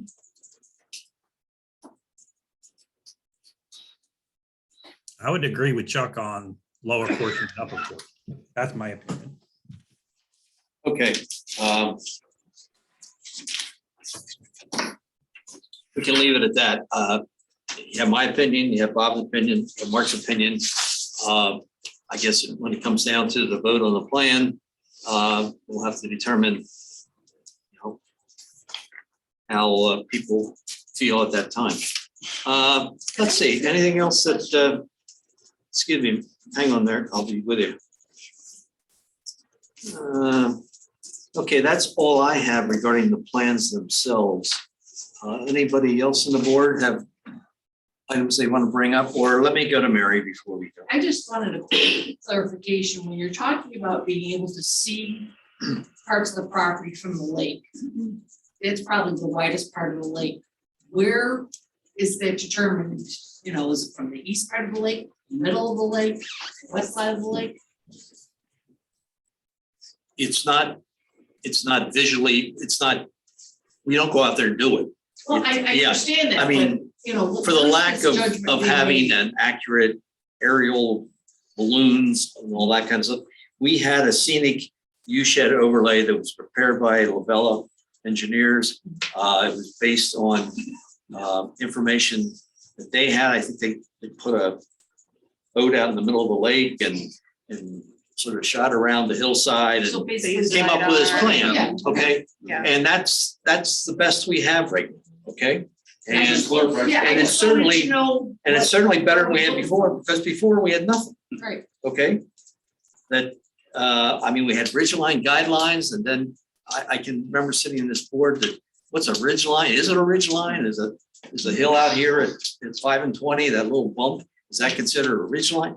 I mean, it got so detailed and bogged down, and so the ordinance committee and the town board decided, in order to have something on the books to prevent the upper reaches of our hillsides, so that we don't wind up with a proliferation of houses all over the hillside, that we would adopt the scenic viewshed overlay, and it would apply to any area within the purple area. Okay, and that would at least put, we felt, you know, enough parameters or restrictions on that it would protect us in most cases. And then we would have some discretion as far as property that maybe really isn't in it. But if it's the more restrictive, the better. And then we can, Right. you know, gear it down from there. So hopefully I made myself clear. Yes, I just, no, very good.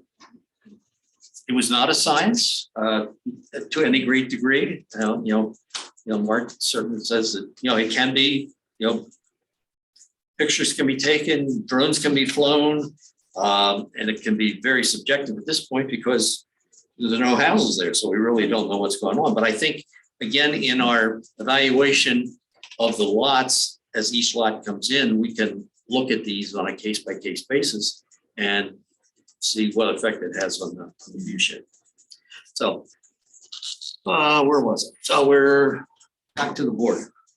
Anybody on the board? Bobby, have anything else? I have one more thing, and actually I had 2 pages of things, but Shauna's brief and Lance's brief covered everything of mine, except for, I just want to make one thing for the record. I can't remember who mentioned it, but the traffic concerns there in that area, I believe most of the residents talked about that. And just want to bring up again that that traffic flow for the last project went to the DOT, and they came back with a no requirements for the X amount, 112 or whatever it was, townhomes at the time. So therefore, my assumption is, and the project manager can tell me, that there's no more requirement to change anything at the road, lights, passing lanes and things like that. So I can at least update, I mean, at this point, correct. Bob, your understanding is correct. The original plan, which showed the pass through, the project was referred to DOT. There was no improvements required as part of that original previous project for that road intersection. Since then, a new evaluation or an updated analysis was provided by the applicant demonstrating that they're under the threshold that would even require a traffic study to be done if this was the original proposal. This project also went to DOT for comments, to which they had no comments. Right. Thank you very much, Lance. Lance, a couple of questions, actually. The drainage ditch that's there now, where does that go? That goes north, yes? There's a couple, I believe. There's one on the. Exactly. I'll get there. There's one along this side here that comes down. And then there's two little ones that come along this area, which are being basically by their project right now, being funneled to a point around here and then being brought around their pond over to this side. So that's still good north. I think there were a couple of questions that came to me related to I think the silver ash was there's apparently one of those that are silver ash or silver elm that's north of there. Does that water impact that? You know? One of these ponds, same. The trees out on different Yeah, parcels? just I think it's north of there was the comment that came to me is that there's there's a silver ash swamp that's north of that. Beyond the outside up here. It's beyond their like right on parcel. the edge, I think. I think it's right at Sandy Beach, at the Sandy Beach entrance. Only question is whether or not if that's the pathway that it goes from the property. Currently, this will be discharged in this direction. Yeah. Which is currently the discharge point of the swale or drainage ditch that's coming down here. You can bring up the presentation if you show you the routing for the site. Are you concerned there's gonna be less water or more water into that swamp? The concern is that the runoff that comes from the site goes into that swamp. That's the top. You want her down? I'm sorry. Oh. Sorry. It goes around the backside of the trailer park, the previous. It goes around the backside of the trailer park. Go down one. This was the proposed drainage pattern on the site. We've since removed it since previous application. This is the trailer park here. This just starts here, heads around the backside of the trailer park and then the town drilling process and the Sandy Beach. All right. Sorry. And that was an initial concern of Kevin Delaney's. But I think with his review that he did, he felt that has been remediated, rectified, or controlled. Yeah, and this is the one you were talking about. There's drainage goes down, cuts the property line, down the property line, and that's all. There's also another drainage down through here around that side. Kevin, this point that it comes across. Yeah, there's a south to north, right? There's the red line here is the south, the north diversion from the southern property. It goes that way. Line, which is on the ground culverts. Okay. Discharges the same way out on that side of it. Yep. All right, so it's I guess my question would still be whether or not it hits that swamp that they're concerned about. And So that's the question. So my understanding is that as it currently exists today, runoff is going to the north. Yeah. As it being proposed, runoff from this site is going to the north. Okay. All right, so whatever comes off still is still going in the same direction. Correct. Still going the same direction, but the point that under which we're reviewing it, it needs to be the same or less than it's currently What's going there now? Okay, good. And Kevin's comments, he asked the question, and I think it's been answered here tonight about he said it looks like they're stripping the whole site. We have a map showing existing vegetation, but what I heard tonight is that the lower half is, the intent of that is that will be stripped.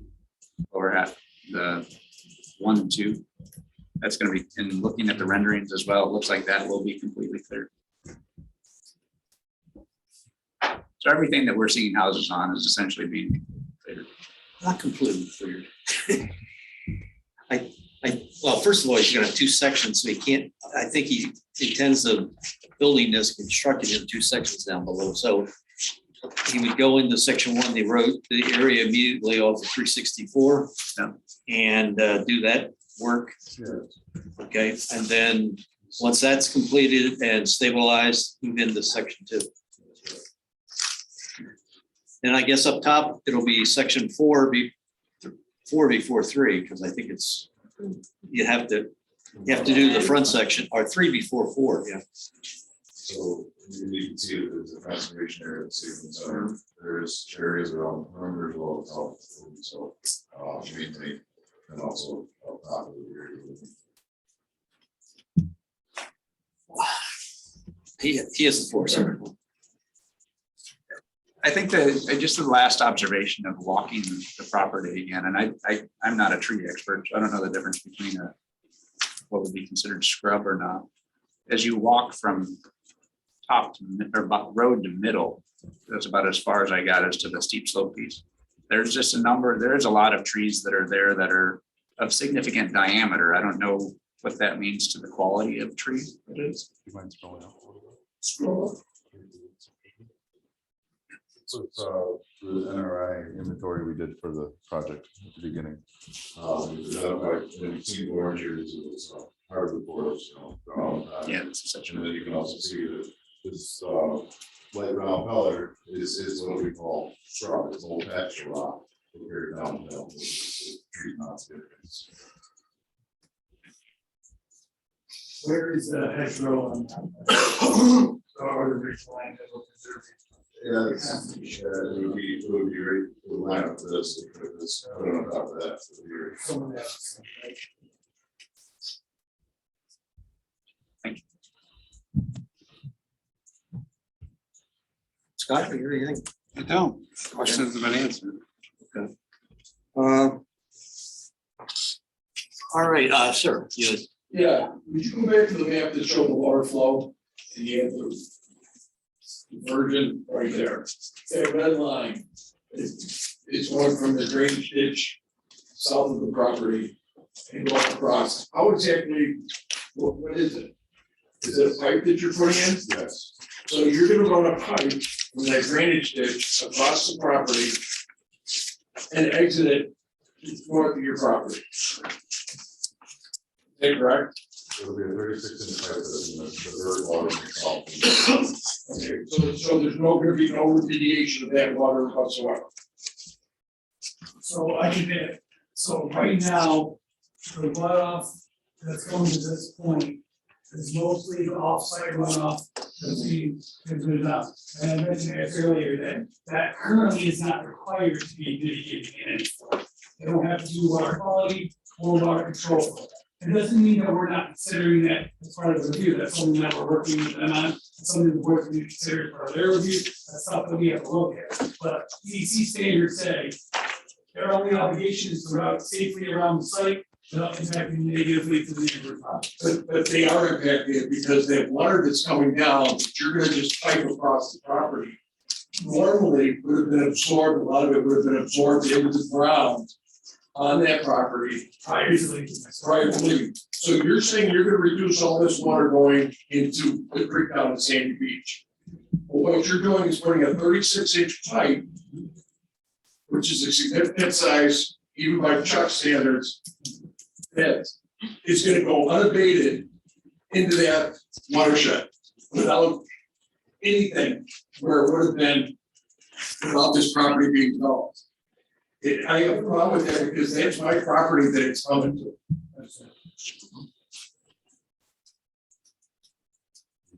Okay.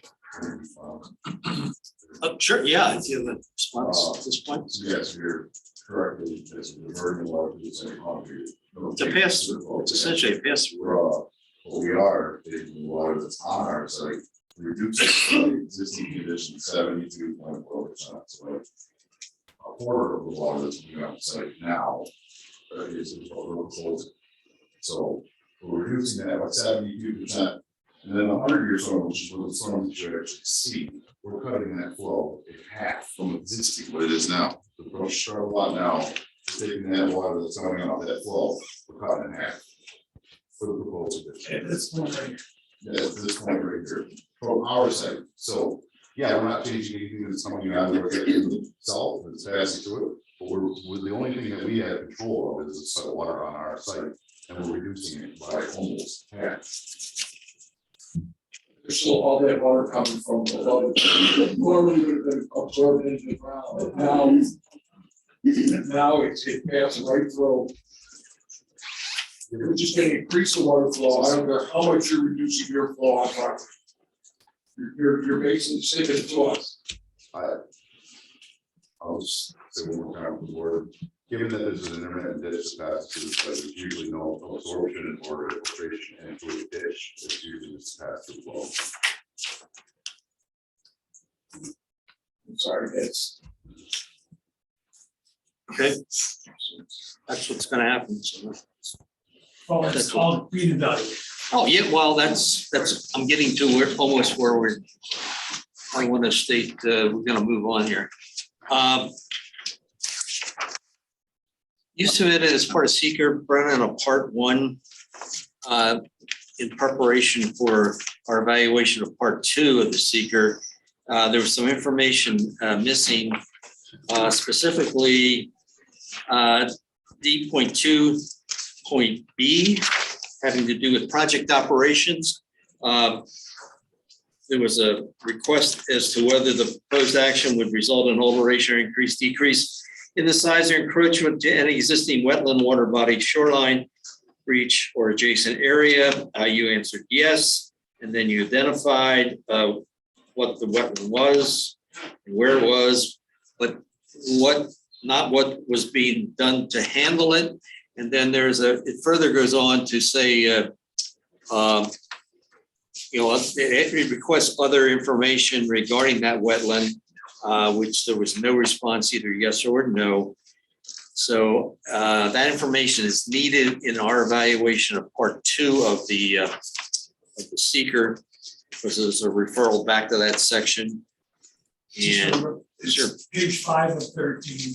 I think it's got like 4 additional subcategory questions. And that seems.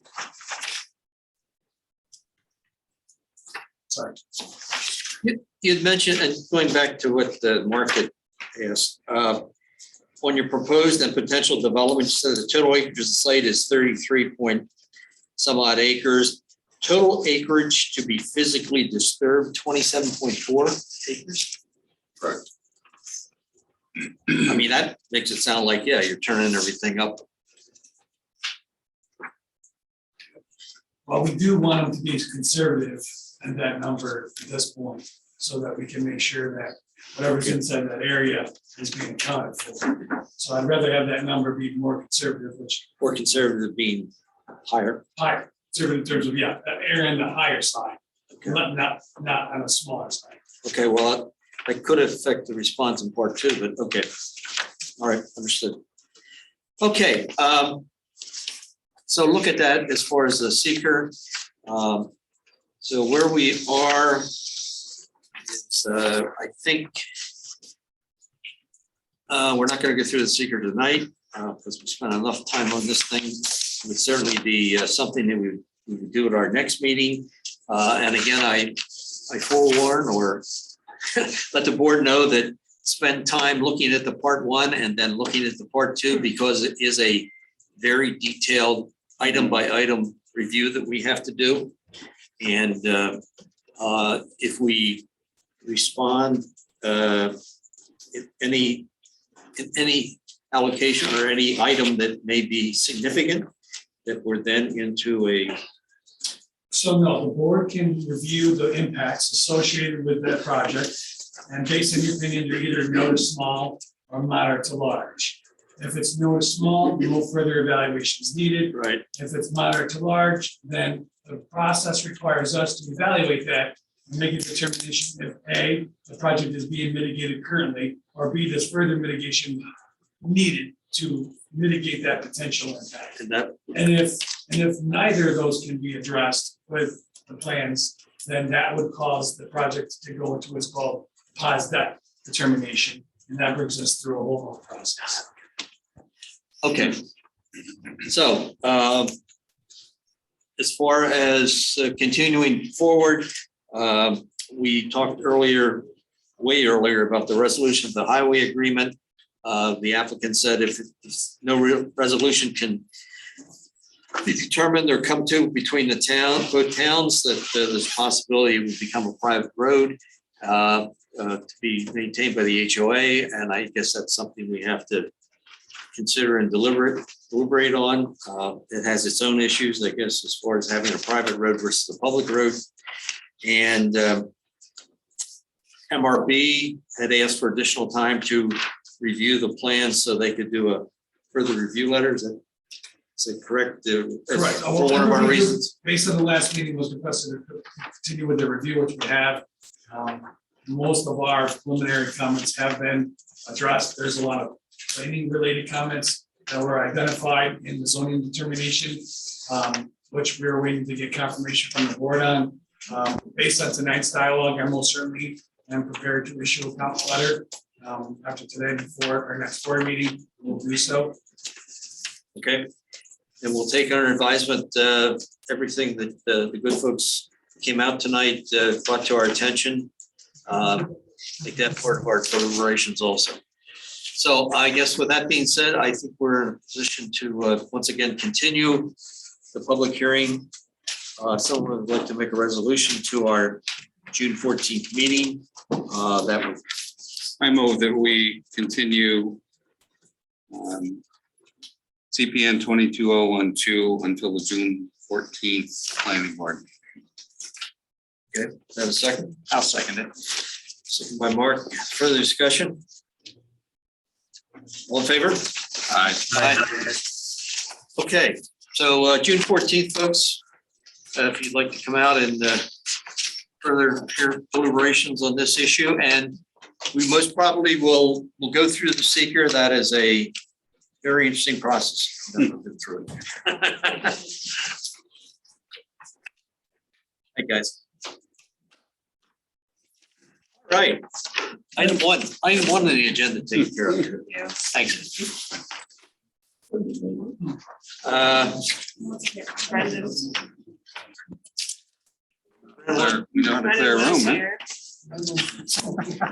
Okay, next item on the agenda is a new site plan from Brendan Wood, owner of property at 3568 County Route 16, requesting a single stage site plan review to add an attached two-car garage with a deck atop the new garage and convert the existing garage to a kitchen.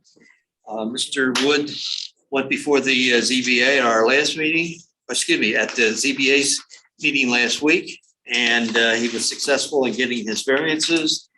So he is here in front of us because it's more than 1,000 cubic feet of earthwork. Is that It is not much more, not much more? But barely. we can cut it back less than 1,000, so we're glad to have you. If you would like to address the board as to your project, it's a little confusing looking at your plans. Yeah. So if you could walk us through what you're gonna do, appreciate it. Hey, guys. Yeah, can you hear me okay? I'm clear. All right, I appreciate it. There's actually a better site plan that Brennan put together for me that's part of the documentation that's been submitted. But basically, our driveway is pretty steep, and that's what's driven this. Is it's really icy and difficult to maintain safety in the winter. We've had a couple of friends and family fall, and so part of this project, basically, what we're doing is adding a two-car garage that's effectively below grade. It's at the same elevation as the basement, and that levels the driveway. So there's only a foot of elevation rise from the shoulder of the road to the floor of the proposed garage.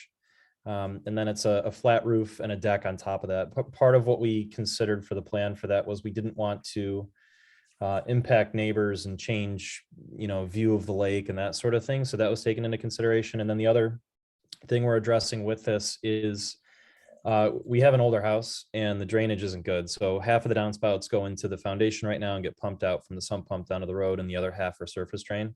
So we've got a lot of runoff that's contributing to the ice buildup on the driveway, and it runs across the road and washes out on the other side too. So we're mitigating. Can I interrupt? I think there is a better plan. I mean, this plan really doesn't show the addition. Yeah, there's one, the most recently submitted site plan that I Chris think asked it's a for. survey. It says survey, if Yeah. you go, we had this issue at DBA, down, set, Survey 12, no. no, Down food. 12, 12, no. I think it actually, isn't it the first one up? Let's try the, It's the bottom. If you go to the last document in the list, the plot plan from 414 shows the proposed addition as a. there it is. Now, okay. So the garage is actually going to the east on the front of the house, and the current garage will be converted to a kitchen. That's correct. Yeah. You'll have, and there's also, you have render elevation drawings that show it from the road. Yep. And they're helpful also. So what's happening on the east side of the road? Anything?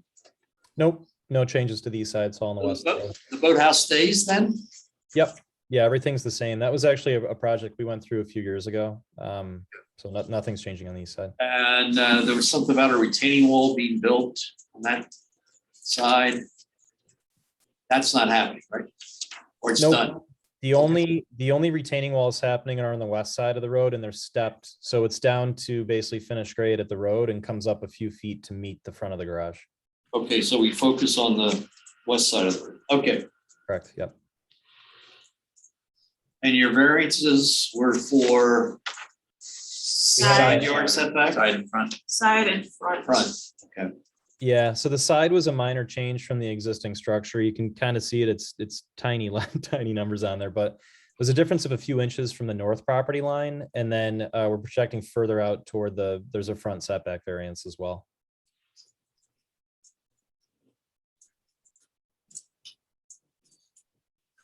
And how does this help your problem with your driveway as far as the slope? Yeah, so right now the driveway is about 55 feet long, and the rise from the road to the current garage is I think 10 or 12 feet. We reduced that to less than a foot with this change. So it's basically flat. Brandon, are you still gonna have your turnaround area that you have now? Yeah, we'll still have a turnaround. It's a little bit closer to the road, but there's still a turnaround. The plan there was, we're on the inside of a curve. You can kind of see the start of it toward the top of the map there. We want to be able to pull up forward. Backing out into the road there is not a great choice, especially this time of year with more traffic coming through. And your type of driveway would be asphalt? It's actually going to be concrete. Concrete, okay.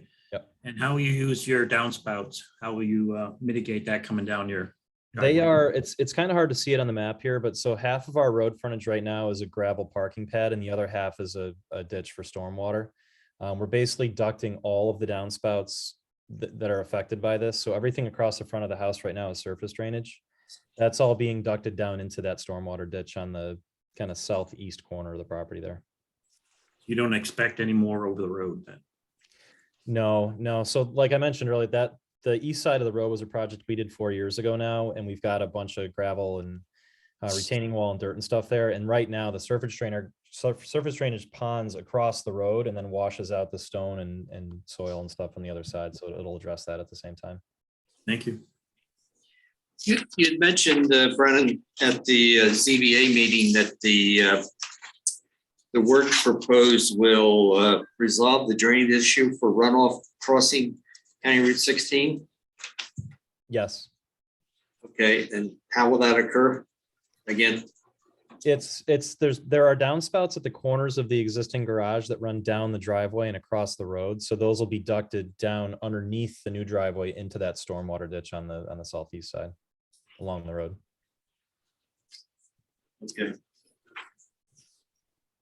The purpose of that utility plan that we saw initially, that really had me scratching my head for a while. It's pretty. What purpose does that serve, or doesn't it? It's so the map that was up there earlier is the as-built survey from when we did the work across the road, the boathouse and the lakefront. And we did lateral drilling. We pushed electric, water, and sewer under the road down to the new structure. Okay. I spent a half hour thinking you were doing something at a boathouse. I said, oh, man, this guy's nice. Yeah, given the cost of construction materials, I'm glad that we're not. Okay. just the west side. I don't know if you'll have any issues with the county public works in terms of you're not changing the driveway at any point out at the road, other than as far as the width or the location. Depending on where his discharge point of his roof drains, they may want to look at that. Okay, is that a condition? No, but I make a note to just check. Brennan, you gotta run this by the county, by Bill Wright, County Public Works. Make sure he's okay with what you're doing. You're running water towards the road. And we can make that a condition. Okay, anybody else here have any questions of Brennan? Comments?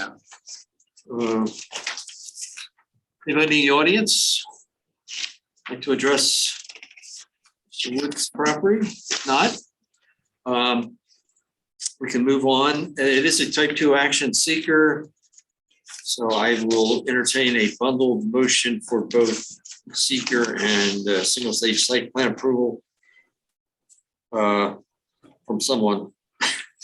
Said you're trying to read things. I'll make a motion that it's type 2 action, so we're not subject to further review, and to approve, flip over here, the plan with 7 conditions, now adding the runoff to check with the county DPW, okay? With the 7 conditions. Motion from Scott, to have a second. Second. Mark Beach to it, and Chris Jensen, he had some issues, but they were all like building construction related. I think they were resolved. Okay, so I have motion a second for the discussion. All in favor? Aye. Opposed? We got the right plan date. I believe so. I will double check.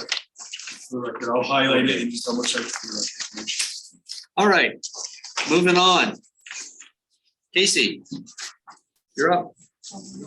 Casey Cunes, representing the Ontario County Agricultural Society, owner of the property at 2820 County Route 10, requesting a single stage site plan approval to construct a 40 by 40 open sided pole barn for the use as a pig exhibit. Gonna have a good home for the pigs. Yeah.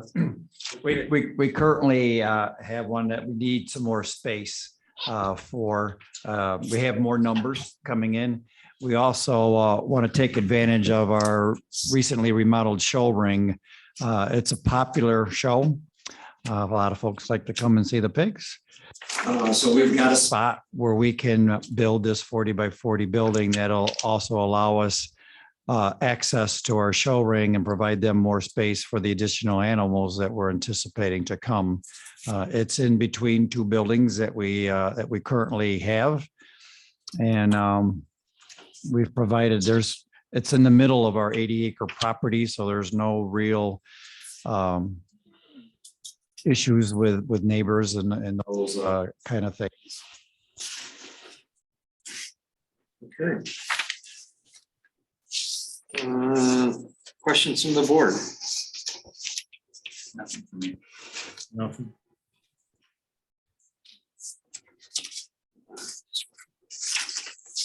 Check the list here. Bear with me. I don't think I had anything. The only condition was the waiver from question. Yeah, you're requesting a waiver from a professionally prepared plan, which. And I noted that in the draft resolution, but I think it's important that you bring that out. And the reason we did that, we've had several building projects in the past, and about 4 or 5 years ago, we went through a very extensive survey and engineer plan. And I've included all of their findings and measurements and things with this to show where we are and related to those. Okay. And we did seek input comments from the county planning board, but we did not get anything back from them. So at least the record will show that we asked. Okay, seeker, is this, it's type 2 you're showing, but is it exempt as being agriculture for some reason? I think from, where do I get the idea that agriculture is exempt from seeker? Well, if it isn't. So no, we just have it, I have it as a type 2 actually. I know you have it as type 2, yeah. It's stated on the planning review committee notes. That's where you probably saw that. Ah, that's what it was. Okay. Okay, it was in the PRC meeting? Yeah, That's what it's April 12th. But it is a type 2 in fact, right? Correct. All right, we will consider it. Anybody in the audience want to have a concern for the pigs? All right, let's move on then. I'll take a bundled motion for both the seeker and the site plan approval. I'll make the motion that we approve CPN 22-025 as a type 2 action combined with site plan approval. I'll second. Okay, further discussion? All in favor? Aye. Opposed? Motion carries. Thanks for coming in. Thanks. Thank you. Mr. Chairman, I have a question from Mr. Woods. He had a hard time hearing the conclusion, and he wasn't familiar with the next steps. So he received an approval with conditions to which he will have to address before the plans can be signed and before issuance of permits to do the construction. Perfect. Thanks, guys. I appreciate the clarification. Thank you. I didn't speak. Oh, no. Couldn't have said it better. All right, now we can sit back and relax. And have Glenn Thornton and Cook Properties show us a sketch plan for Parkside Drive and reaches here and there, either side, for a form-based code development of the Uptown Landing of approximately 100 acres, mixed residential, commercial, and light industrial uses to be included. So we're going to stop talking. Good evening, Glenn Thornton with Thornton Engineering. Shauna, would you have, this one will work, okay? Would you have any of the drawings that we submitted originally back in, I looked at the original application was submitted on February 1st. It'd be the site plans. If not, that's okay. Anything? I just have 2-1, yeah, try the 2-1-2 sketch plan. Yeah, Yeah, that's it. Maybe. yep, that's. the How about if we go one more, maybe we had a colored phasing plan. If that's not there, you can go back to drawing number 2. That'd be okay. There's some color. That's it. That was probably, that's fine. Drawing number 2, right after the cover sheet. This one will work fine. That's fine. If I move away from the podium, everybody can hear me, I'm sure. You can also hold the mic I if hate you want to get They're really singing if I hold the mic. Come on, man. Yeah, I just All want right. to make sure Bob. I'm here with the development team. We have Jeff Cook and Don Lasher, the developers, and we have Craig Jensen from CGS Architects, who provided all the pretty pictures, and Craig will do most of the speaking tonight. I just wanted to very briefly discuss the site layout and why some of the roads are configured the way they are. But I'm not sure if everybody's looked at the parcel. It's 100 acres, consists of 4 different parcels of land on the east side of Fire Hall and the north side of Parkside Drive. Down here in the corner is Blue Heron Park. This is Parkside Fire Hall. Now, what we're proposing to do is Number one, build a town dedicated street through the development area. That'd be 60-foot, 70-foot wide right of way with a dedicated road, dedicated stormwater system, dedicated sanitary sewers, water. All of this will be phased. We'll talk about that a little bit more in a second. We're also going to have a number of private roads through the development that'll be owned and maintained by the developer. These will be built to varying standards. We are proposing sidewalks along the dedicated street as well as the private roads. The development itself has changed a bit since we submitted this back in February. Craig will speak more to that. We've had a lot of internal meetings, discussion about what works right, what fits the town's form-based code best for everybody, and what makes sense financially, economically, will it work? Well, what we're proposing is a mixed use area up here. It'd be residential, maybe first floor commercial space. Around the park, we've got a lot of single story townhouses, be a lower height near the park. And again, Craig will speak more to this. We have some stormwater management ponds within the property, another small one down here. But primarily, we have the mixed use commercial here and residential, same down here along Parkside. Throughout this area, we're looking at multi-family townhouses, apartments. The area back here would be all single family, manufactured housing, affordable housing. We think there's a market for that. Utilities. Initially, we'd like to build the first portion of the street here with probably a temporary turnaround. We pull the utilities in from Fire Hall Road, which we believe at this time there is capacity for sewer and for water coming in. We've spoken to Ontario County Sewer and to Jim Fletcher about this, but we think we can bring the utilities in there. That'll work good, because then from there on, in the future, we continue development to the south down to Parkside Drive.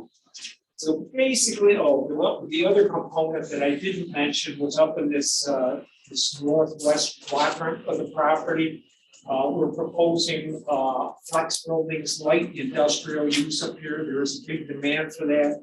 There'd be a separate driveway into this area to make some loading docks behind these buildings. Again, that is not in our initial phase of work, but we think there's a demand and we think it is working. So that's all I want to say. I'll turn it over to anybody who'd like to jump up and speak. Craig, you've got the bulk of that here. All right. Okay, I'll oh, go ahead. I'll do a little bit here, but you probably want to jump in if you've got something you want to add. So, yeah, so I think if you go back to the presentation that we had before, I think I have one that has a few more images in it. If I give you a flash drive, but if I can't, we can just run with the one you got. So, we don't have a flash down here. You don't have anything? Okay. Not down here. Okay, that's fine. There's only a few things in here. It won't be something we can show you later. So as Glenn said, you know, the plan that Glenn was going over is the version on the left. And then as we've kind of worked on this as a group, it's evolved into the version on the right, where we've really tried to look at the form-based code and, you know, take cues from that to develop what we think is a stronger public realm, you know, to really figure out how do we create, you know, a stronger public realm, real fronts, real backs that kind of work for the site, really organized around the dedicated road that would go through the site. And then when we have things like the single story townhomes or patio homes, you know, how do those work too? Because, you know, along the park, the Blue Heron Park, is that the right name? Yeah. So along there, you know, you don't have a streetscape, but you do have essentially public space. And those patio homes kind of work well there because, you know, the one side is certainly going to have some garage doors, which don't contribute very well to the public realm.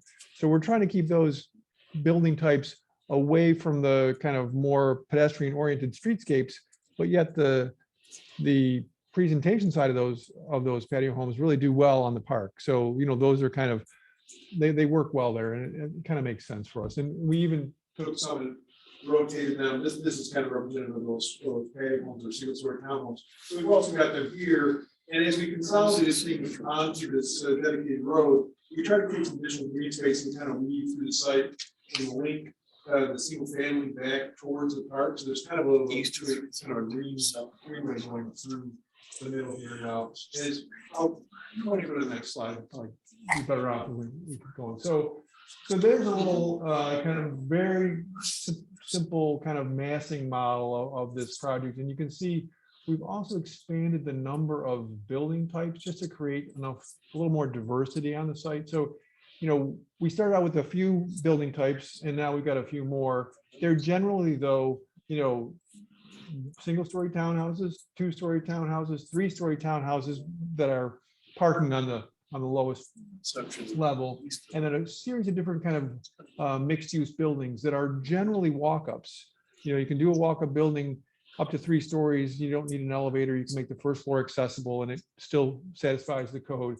It kind of allows us to create smaller buildings. I mean, if you do an elevator building, you tend to make bigger buildings because you've got to justify the elevator and you've got to justify a couple of staircases and these types of things. So, we can link these smaller buildings together to make more of a little bit of a streetscape.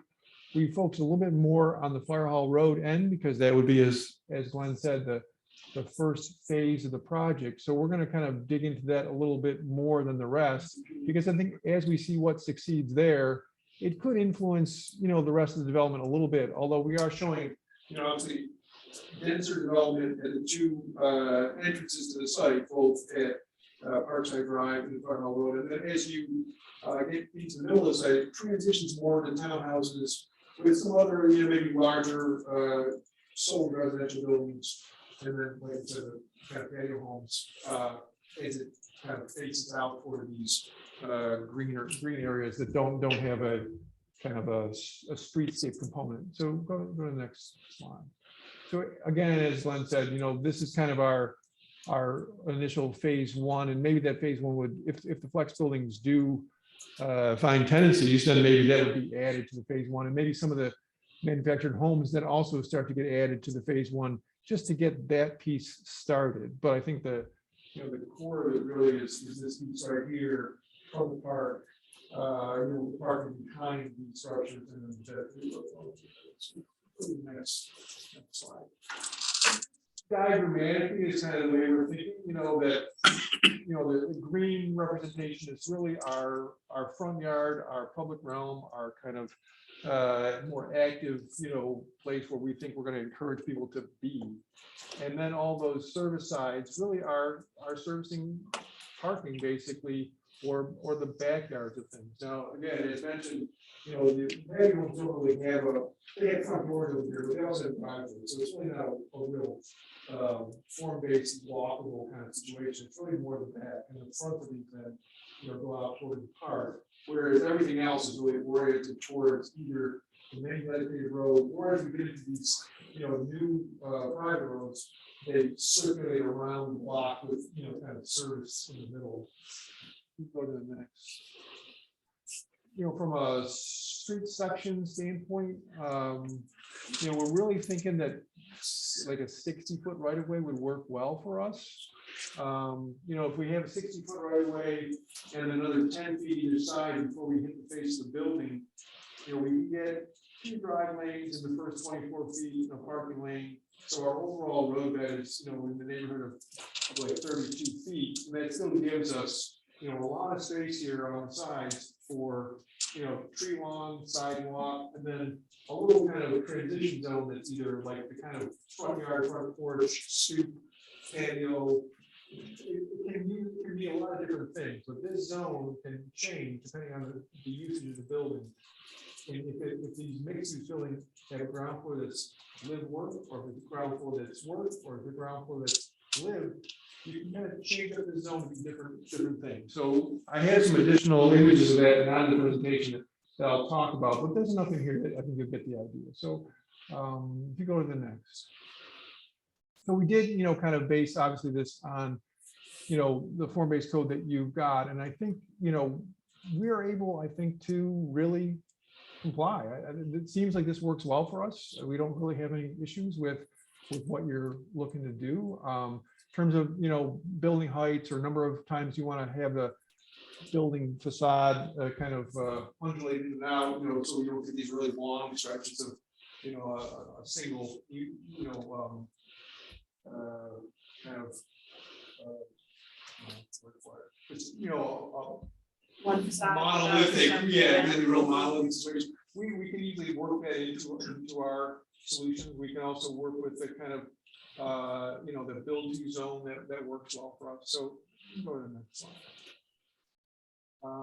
So this is, kind of one of our smaller walk-up buildings. So we do a walk-up type building.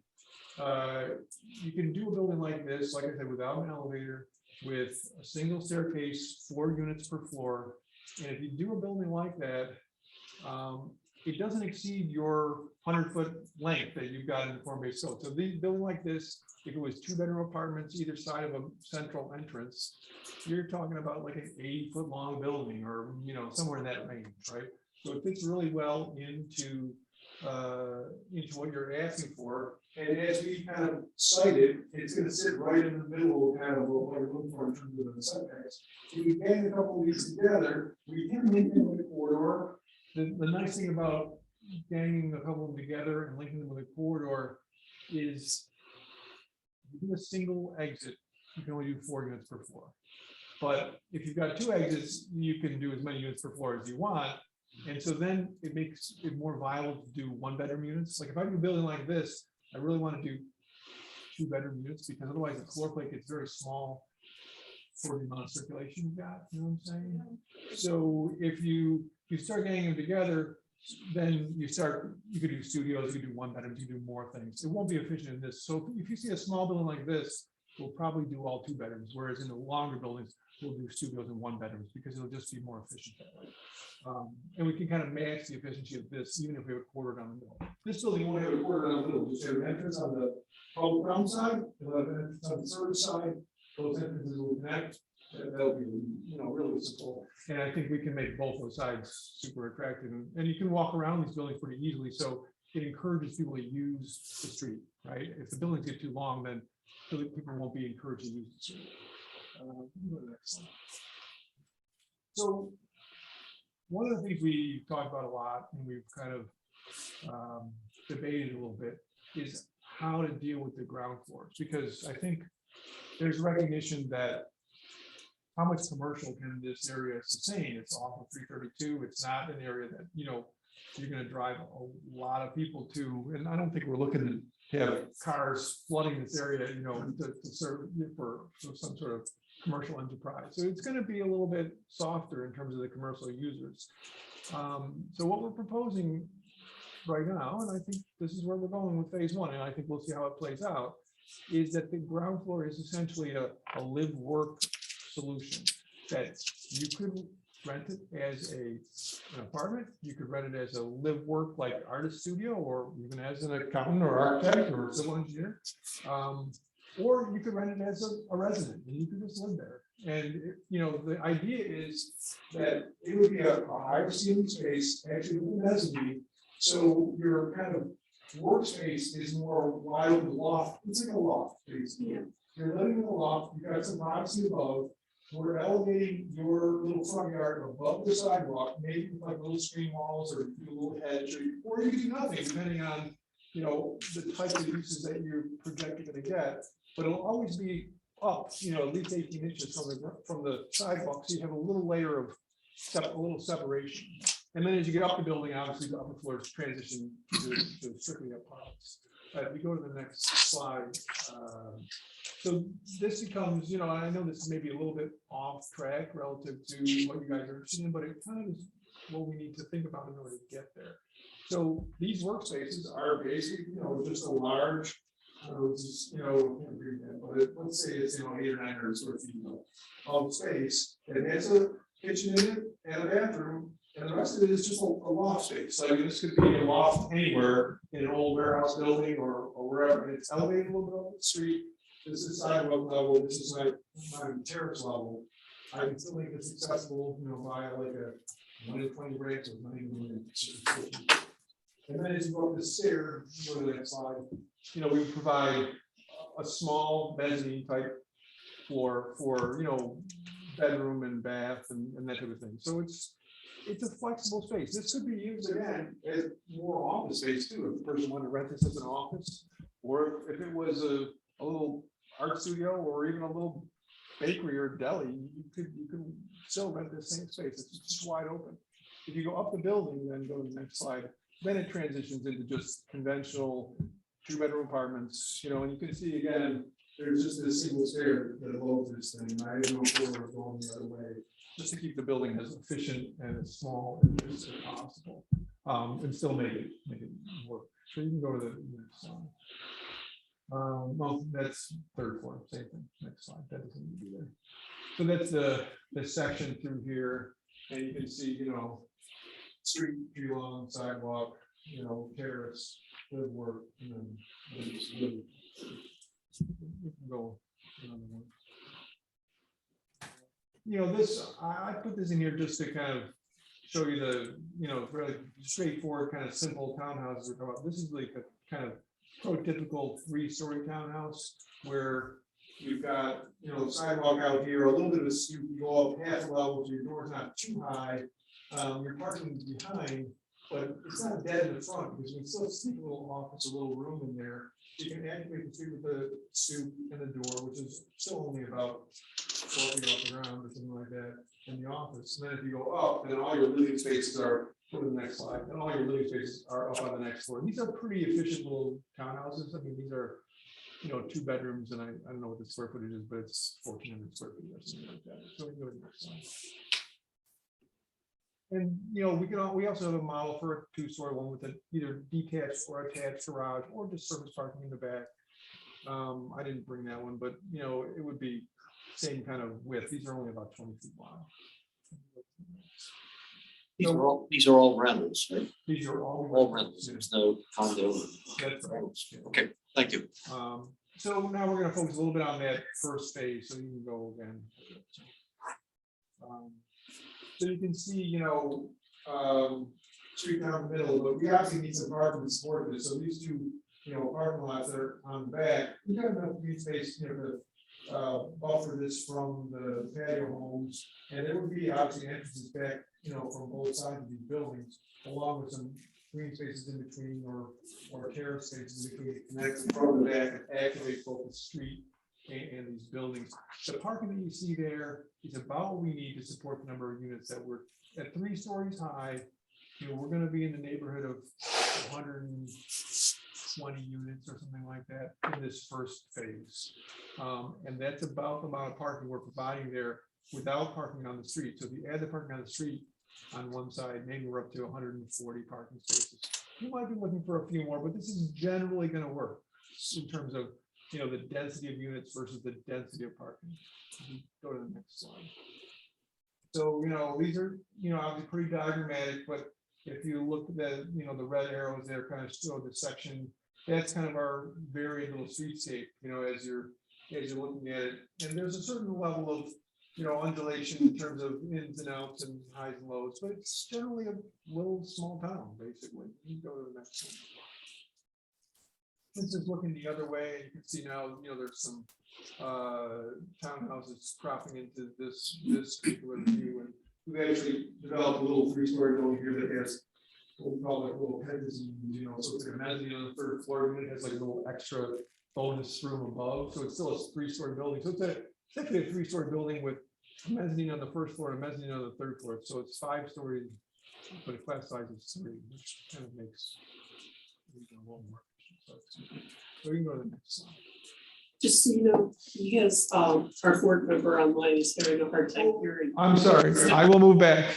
Thank you. Yeah, my apologies. Okay, you can go to the next slide. So we've done a few just very diagrammatic streetscape type of views to give you the sense of how this, you know, public realm of this area would kind of shape up, or, you know, the proportions and the kind of feel of it. As things develop and we add materiality and other kinds of details, I think it'll come alive. but this still gives you the sense of enclosure that you would get in this space with this, 60-foot right of way. Buildings are 80 foot apart, basically. So we're 80 foot face to face. We can go to the next slide. This is just, so as I said, in order to, because a lot of the streetscape will actually be, there's sidewalk and tree lawn, but right in front of the buildings, those are spaces that are controlled by the residents or the live work or the work environment that rents that space. So we've also created some little pocket parks, or little areas that would be more communal, that are not necessarily the sidewalk, but they're a space between buildings where you could actually congregate to, meet with your friends or do whatever you do. So there's this one between a couple of buildings. There's another one along one of the entrance drives between buildings. You can see this is keyed in there on the lower image there. So, and you can see, in the back there, that's one of those little pentazines poking up on the 3-story building. We go to the next one. Here, this kind of just shows the distinction that we're making between the public sidewalk and in front of the mixed use buildings, whether we would have a tree lawn or just trees in pits, still to be determined. I think once you get to the townhouses, it would definitely be tree lawn. But at this point, you might actually just do the trees with like permeable surfaces around the trees and keep it all hardscape. We've also done some where we've done even a narrower band with a little bit of pavement next to the curb so you can get out of your car. And then there's a little narrow band of landscape before you get to the sidewalk. And that works okay too. But you can see the little 1 in 20 ramp going up to the little terrace level at the height of the units. So again, I don't need railings and other kinds of things on that ramp because it's not a ramp. And then the other iterations that I brought, but are not in this presentation, show, we could put. Okay, that's gonna be. Okay, so. No, I know, don't worry. No risk there. So in this same ramp zone, we've developed some solutions now where we could put a little planting strip here or a little ornamental trees. So again, to create a little bit more buffer between what is semi-private and what is, public.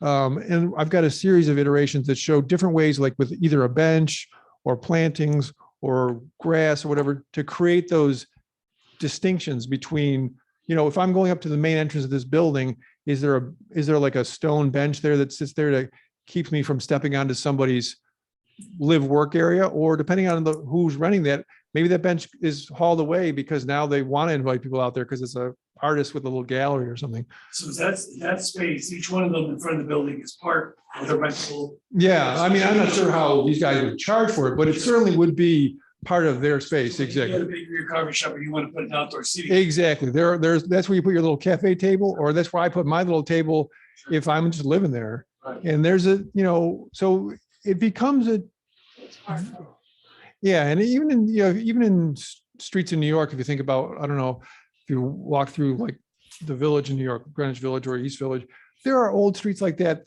portions have been taken over by little businesses and other portions are still residential. And it's kind of like this little fight of the front yard of whether it's public or private. And it's actually can work, I think, but I think you got to make some level of distinctions between this and this. But you don't need a lot, but you need something. So you can go to the next slide. Again, this is showing, the idea that we could take some of these buildings that are 3 stories and start to maybe change the facade of the top so it's a little bit more like a townhouse, like it kind of starts to make a transition from, a building that's a little hard edge all the way up to something that's a little softer at the top. We could even step some of these buildings down and have little roof terraces, because you can drop a unit out and then create that little roof terrace condition, just again, to create variety. So the streetscape has just more interest, right? And obviously we're pushing things in and out a little bit. Every time we have an entry, we might push it in, or we might pull something out to break up that facade, like, for your 100-foot kind of requirement, which we totally buy. So you can go to the next slide. So this shows that little kind of patio space along. This is a cross connection that leads to the parking. This is halfway between Fire Hall Road and the end of that first phase. So this connects parking behind the buildings. And here we're showing a wider zone there that again would be kind of like a a public space where people could hang out and, get a little bit of more active interaction with, other residents and not being on someone's terrace or, feel like they're stepping into somebody else's space without being just on the sidewalk. You can see where that's keyed in there. Yeah, go ahead. You can go to the next one.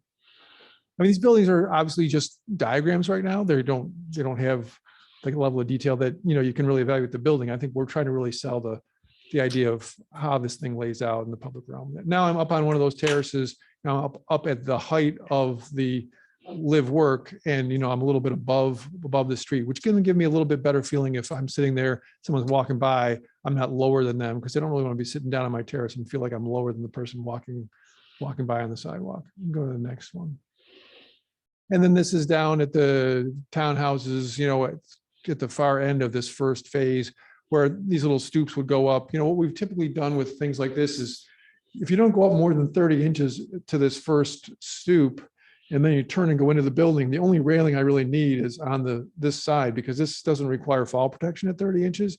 So it really helps you kind of create a more, if you look at like old townhouse communities in like, Brooklyn or wherever, they don't have these big railings and guardrails. It just really destroys the kind of look of the space. So if we don't go up too high before we turn into the building, we can avoid some of the more modern day code requirements and give us a little bit softer look and a little bit more traditional look, not necessarily in terms of the architecture, just in terms of the openness and the way it feels and how inviting it will be. So anyway, we can go to the next slide. So again, this is kind of this first phase. You can see the townhouse, the patio homes are a little off to the cutoff on the top there. That's not intentional, but they're off to the top there.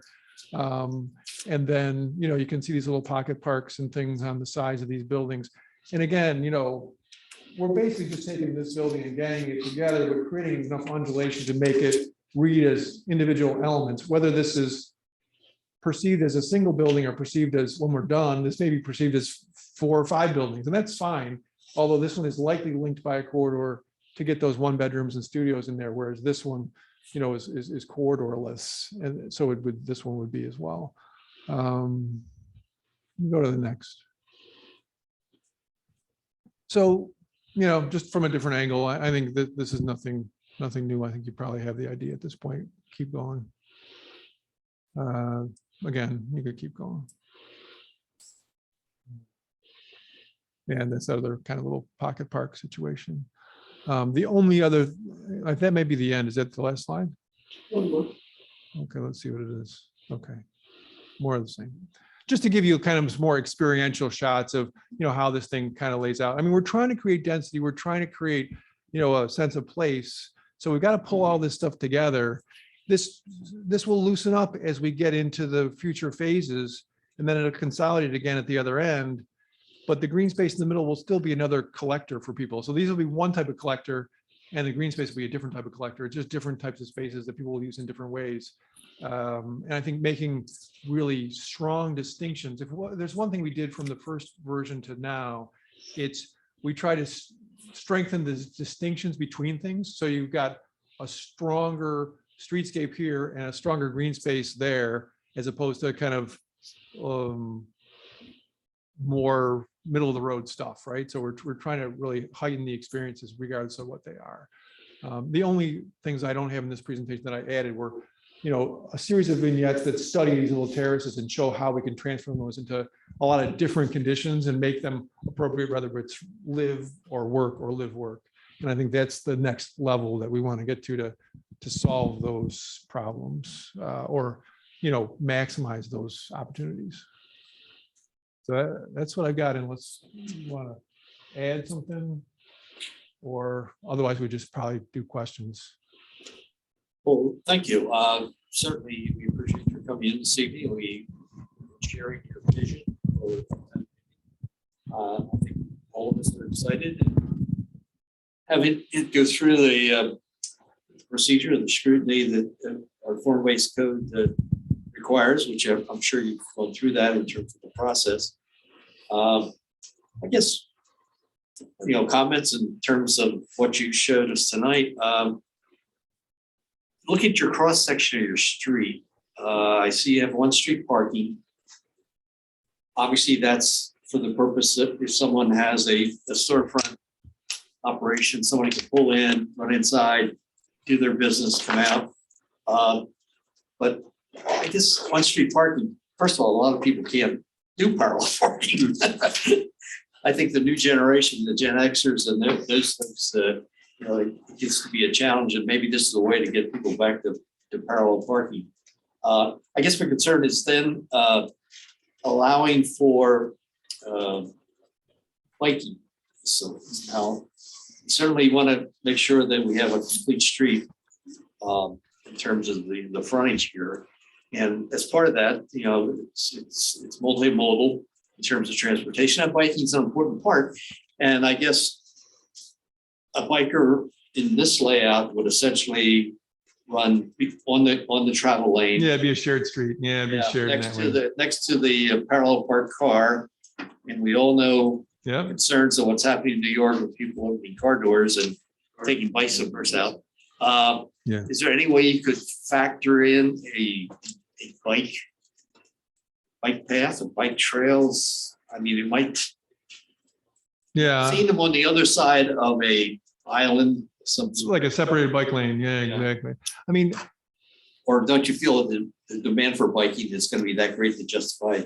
I think that's my concern, that I'm not sure the demand will be that great. We're going to definitely try and keep the speeds really low within this development so that, they should feel comfortable riding in a shared lane, and it should slow down the traffic. I would hope that the people here would be respectful of that. If I bike, on some of the side streets in the Park Avenue area in Rochester, I feel very safe on those side streets because, there's actually markings right on the roadbed that say this is a shared street, not to say that everyone is cognizant of that, but it's the case. They have these certain streets in side streets that are marked for bike lanes.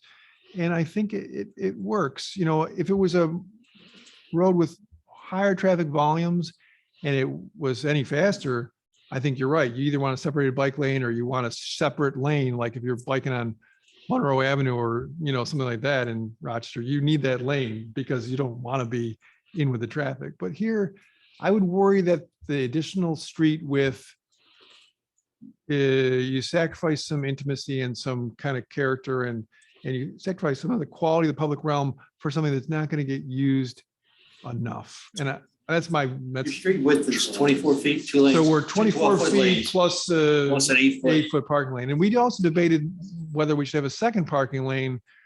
But again, it just adds to the street width. And, we like the idea of having an active street and having some people be able to park in front, whether it's a resident who's just doesn't want to go around the back or whether it's, someone visiting, like for either visiting a resident or visiting a business, right?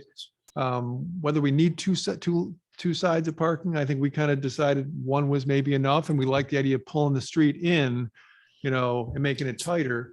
But the bike, that would help keep your speed down too. Yeah, it does. It does keep your speed down. And I think your tree canopies would help. Yeah, all that does. The more, if you're on a tighter street and the buildings are pulled in, everything's a little tighter, you definitely slow down. I mean, the biking thing is important. I don't disagree, but whether we should devote, a separate, I don't know, it's tough.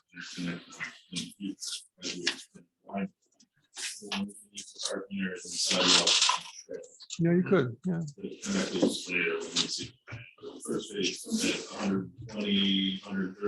Yeah, something like that. And then today, really, it's 32. Yeah, that's the It's thing. a little tricky until. You take your life, your hands. Yeah, that would be Better scary. be on the motorbike. Yeah. I think part of what I've noticed with that idea with between the biking is more along the lines of the e-bikes and the scooters. Now you're seeing more and more of that. The city of Canandaigua has that agreement to rentals. Oh, I saw that. So they just put them in. And so hopefully they would. And I think if they don't have the ability to do it on street, then it happens on the sidewalk. Yeah. Mhm. That's what they'll do. Yeah, they might. Shauna, maybe you can help with this, and I'm still learning the form-based code piece. The street side of form-based code, I thought actually didn't allow on-street parking. I thought all of the parking had to be behind. It doesn't allow parking in front of the building outside of the right of way, but I think if the right of way itself can be whatever everyone agrees it should be, right? So I don't want to speak for anybody, but I think front yard parking is definitely not allowed. But this isn't front yard. This is, within the right of way. So I don't know. The difference between off-street and on-street. And on street. That's correct. Yeah. Right. Yeah. And I think and I've said this before, as we venture into applying this form-based code, because it's new for all of us. Yep. That there's gonna be instances like this where we're gonna have to, Make a decision. yeah, absolutely. So, Where I mean, it's part of the thought benefits to was, the project. I mean, then that becomes a weight, right? We have a question of parking or bike path or something like that to keep things in this. Yeah. Right. I have a comment, I guess. Chris Jensen, back in February, made a comment about renters, barbecue areas, picnic tables and things like that. I don't know if you saw those comments or they were addressed and I didn't hear. Well, I didn't address them specifically. I think, these little pocket parks and little areas that we're creating for kind of places to congregate would be one area, but certainly we're also developing some green spaces. There's one between the patio homes and these kind of mixed use buildings that could be developed with picnic tables or barbecues, because there's a lot of space in between them right now. And then as we go on to future phases, we got a big kind of green swath through that connects back to the single family homes. It would also be, essentially extension of the park. I mean, it's private, but it's going to function in that way. So we'll have areas directly adjacent to these mixed use buildings that will function that way. And then we'll have some kind of that connect these to the single story townhomes or patio homes that will function that way. And just for my edification, give me an example of light industrial. So it's a bad term. I mean, are we talking about a 5-person machine shop or are we No, so it's talking? probably not. I see more of it. Space, Okay. it's more of, so the way the buildings are laid out today, they're roughly 20 or 25,000. 25,000. Yeah. The thought process, we would demise those in half. So 12,500. The front piece is about 2,500 square feet of office space. Okay. The back 10,000 is more like distribution or something.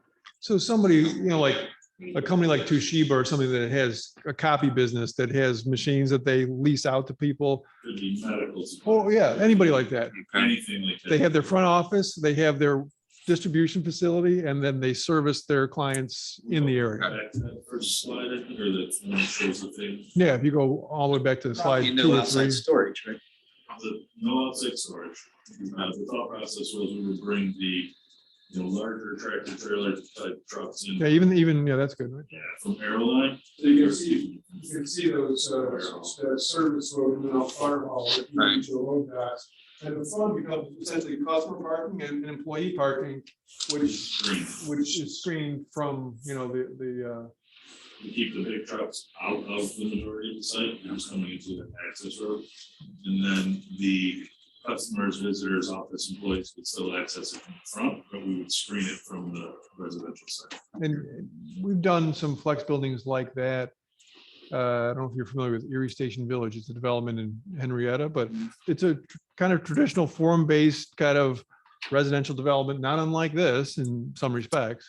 And then adjacent, there's some flex buildings that we've done because we've done both for them.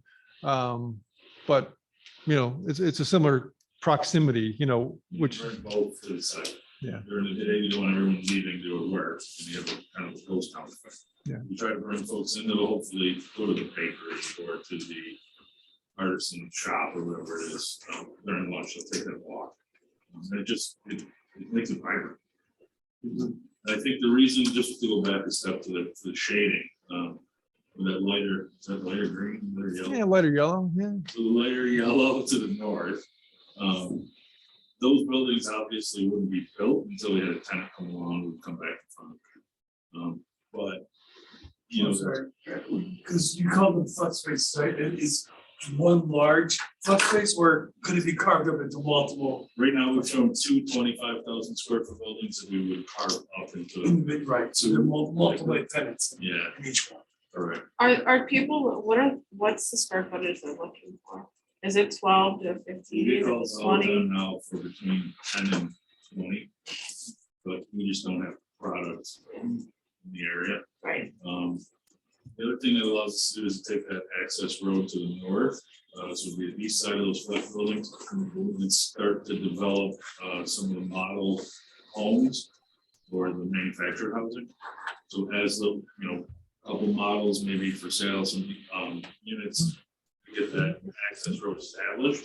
But then as activity picks up, commercial and the first phase is filled. We can start to extend that road as needed.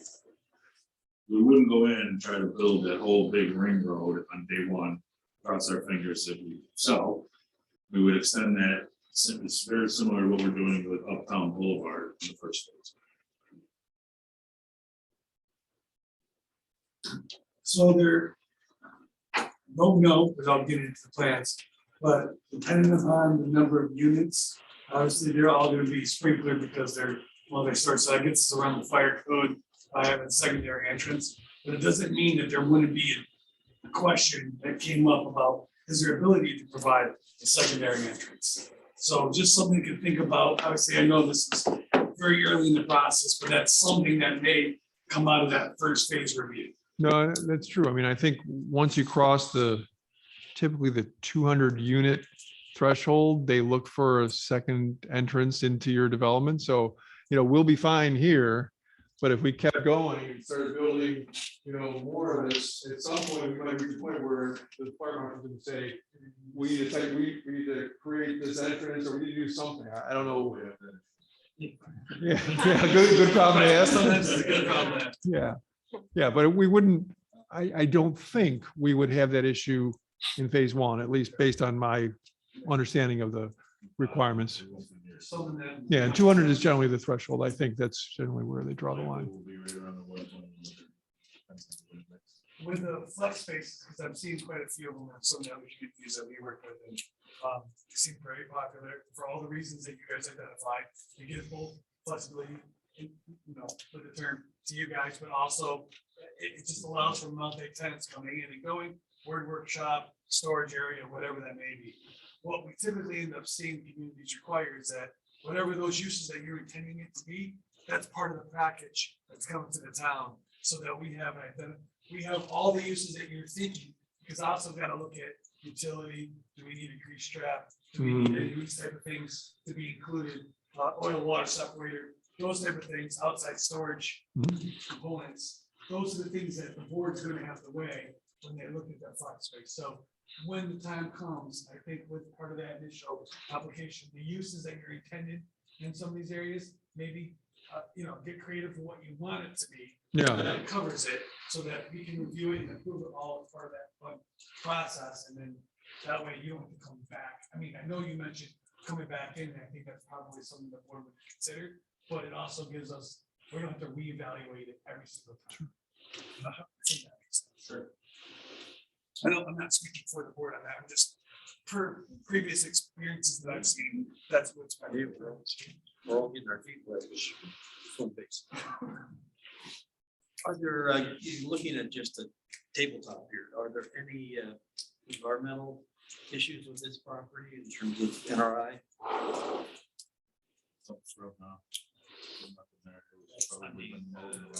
That's the first evaluation that we do, or Shauna does, is to make sure there's, well, I don't think you say steep slopes. No, there's not that. No streams, wetlands. I haven't, I didn't go. I'll let Glenn. A gas pipeline, that's our biggest obstacle that we have across. No wetland, Our archaeological, we will have to do a survey and a study for everybody. Where does that pipeline approximately come through? Do you know, Glenn? Yeah, actually. Yeah, that's pretty close. That's pretty close.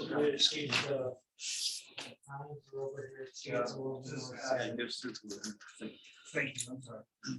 Okay, just make sure everybody's comfortable, you know, at the ground-based level, there are no issues there, and then you can build up from there.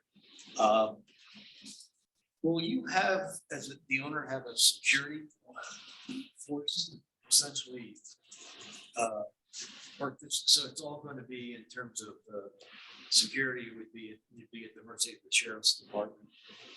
To not have on-site security, it's not a public type space, even though they're rental units, so that is dedicated, you tend to be a dedicated road, so. I'm just thinking, you know, less parking. Yeah, one thing we're looking at, you know, typically the town doesn't. We don't have streetscape. Yeah. Trees within the right of way. Yeah. For obvious reasons, but with this, I know those trees gotta be pretty close to the right of way, if not in the right of way. They're in, So yeah, they're in the right way. Yeah. we'll have to get creative with that process and see what that looks like, because I think. Not speaking for the town, but makes sense, what I think the intention of the floor-based code asks for it. Yeah. So we'll have to figure it out. Yeah, I don't know. Yeah, I guess I won't volunteer anything on your behalf. Well, Maintenance agreements and stuff like that, yeah. yes, but also because I'm gonna assume that part of the drainage mitigation could be Oh, yeah. utilizing the trees on the hardscape, Yeah. which then becomes a maintenance for the town, and I don't think the town's gonna want to have to worry about maintaining both the tree and stormwater associated with it. So there might be some general agreement that has to be done, that, you know, written up that says, this is what we're gonna maintain, this is what the town. Yeah, I think we've actually done that before, where a developer wanted to exceed the standards of the city. And so in order to exceed those standards, they entered into a maintenance agreement and said, okay, for these things that we want to do that are within the right of way, that are above and beyond what you typically can deal with, we, the developer, agree to maintain those components that we're putting in the right of way. I'm not saying that that's your, you know. Yeah. Now, Mace, would you say about trees in the right of way? Well, with the tree lawn that we've got, you know, But I mean, the town has trees in the right of way. do they? Yeah, most new developments, it's frowned upon for us to put trees. Right, understand. I'm not saying it, I'm not saying it, I'm gonna correct myself. Hey, form-based. I'm not saying it can't be. I'm not saying the town's not open. I'm pretty sure it's written that way. I'm just saying that's something that we'll have to work through. Yeah. Over the time to make sure we're understanding, because there could be stormwater mitigation components associated with those trees. I'm sure the town doesn't want to be responsible for that. The town's gonna be plowing the road. I'm sure if it damages the tree through salt or whatever reasons, they're probably not gonna want to be responsible for replacing all that as well. So we typically see you know, some type of an easement with, you know, for example, the previous application that we heard today, there's an HOA agreement that covers the island inside of a cul-de-sac. Mhm. Town owns Right, it, right, yeah. but that island's covered by the HOA. I'm assuming something like that would be written for this. The manufactured homes, did you see those as being rentals or?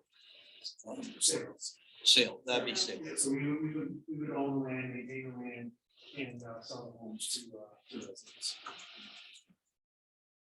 Any price points yet on? Mid hundreds.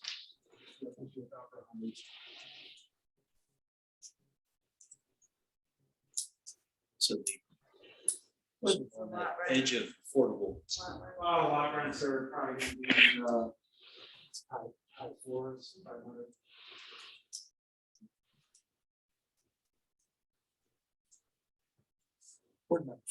Any more comments on the plan? You know, again, I think it's an exciting project. And as far as procedurally, we appreciate you bringing the sketch into us, because that's not normally a step, but we sort of encourage it. Normally, the process is you go to the development office, you sit down with the staff people and review the sketch plan, and the next stage would be an application to the town board, and then they, no, it comes to us, then to them, and then back to us. And do you see this being submitted in phases, or are we looking at an overall, get an overall approval and then? Look for an approval based on a phasing plan similar. So it would be phase by phase, even though you're showing us conceptually. I highly doubt we would reconfigure Uptown Boulevard just because we've aligned it with Parkside and Airline. Seems to make Uses might change. uses could change along the boulevard itself. The architecture may change along the way, the unit mixes may change, but generally we think this works. We just don't know how. the architects will absorb it. So How's your infrastructure capacity in terms of water, sewer? I know there's some issues with sewer out there that they have to be addressed. Ontario County seemed to be okay with the sewer connection. We'd heard there were problems with the pump station, but I guess there's been some upgrades. And I talked on Ontario County Sewer District, and it appears that we will be able to connect there. There may be upgrades needed to the pump station. Lance probably knows more about that than I do. Yeah, I think the one on Firehouse was upgraded just recently, but Yeah, it was there might be another one somewhere Parkside upline, down Drive line. has issues, but that's why we started on narrow line. And then we'll, as we phase towards Parkside. We'll just keep extending. Obviously, it's part of any project, we have to coordinate with them anyway, so that will be part of the process, but I guess if you've already done your due diligence, then I think that helps. I mean, that's an important aspect of the whole project. Yeah. Now, with the water, Jim Fletcher says he's got an 18-inch or 20-inch transmission line on Fire Hall, but I guess that's. Well, no, I think it's Canandaigua Farmington Sewer District. Yeah. So typically, the policy has been not to tap into transmission lines, but after I had further discussion with him, I think he will allow that, right there along Fire Hall. So I think we have water and sewer. Yeah, honestly, we think we do. Another basic thing to check. Any green structure, any green part of the green side of things in terms of the building structure or anything outside the building? We haven't gotten to that point. I mean, certainly the fact that it's gonna be kind of pedestrian oriented neighborhood and it's walkable, those things will help. But as far as whether we're gonna take it further and, we haven't talked about, doing like a lead ND kind of neighborhood or something like that, which we could explore. I mean, to do something like that is not necessarily out of the range of possibility, whether you get certified or just show that we could achieve those types of goals.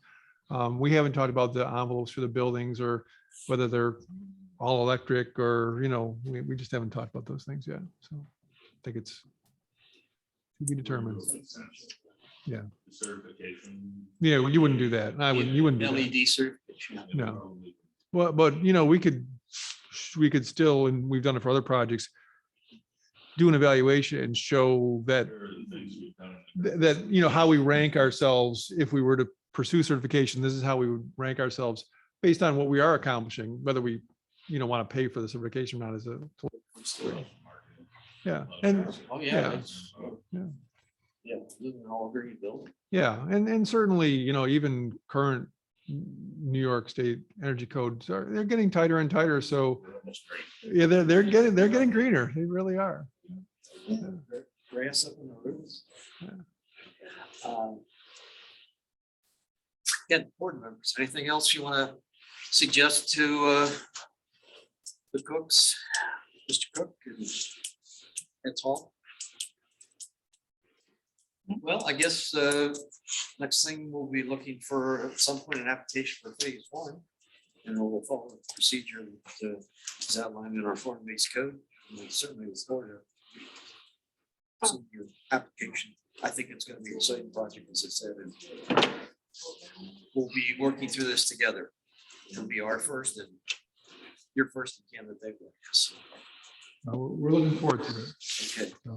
Thanks for your time. Thanks for coming in. Yeah. Be hearing from you, I hope. Thank you. Yeah, thank you. Good night. All right. Can I get a motion to approve the minutes of our last meeting, May 10th? I move to approve the May 10th meeting. Okay, I'll second it. All in favor? Aye. Aye. Opposed? Motion carries. We have no letters of credit, jury releases from the town board. As far as the ZBA, there's only going to be the one interpretation now, Westbrook, before the ZBA next month. Correct. You said Timberwind Timberwind has is- revised their plan to They have, comply, absolutely, yes. and we'll see that. We'll Next meeting. see that on June 14th. Okay, from Chris Jensen, comprehensive plan. I don't want to spend too much tonight. Mark, we may have time the 14th to, you said you had something you want to put together for the EV stations. Okay, well, I know we thought that was gonna be a small agenda. It's gotten a little bigger tonight. So, but I think hopefully we'll have some time. I'm happy to do it outside of this meeting too. That would be better. Let's shoot for the 14th now. Okay. And if that thing just drags on, then we'll set up. It's done, so Okay. I won't be offended if we won't be. Oh, no, I want to hear it. I won't feel like Letterman or anything. I heard you whisper that you had a good meeting with Verizon. We did. Verizon was very, very informative. We have a packet and we got some sample applications and so forth they're using with other municipalities. So we can. And what are they looking for towns to do? I mean, what do they need from Well, towns? they have an agreement, a sample agreement that we would sign with carriers as they come to us.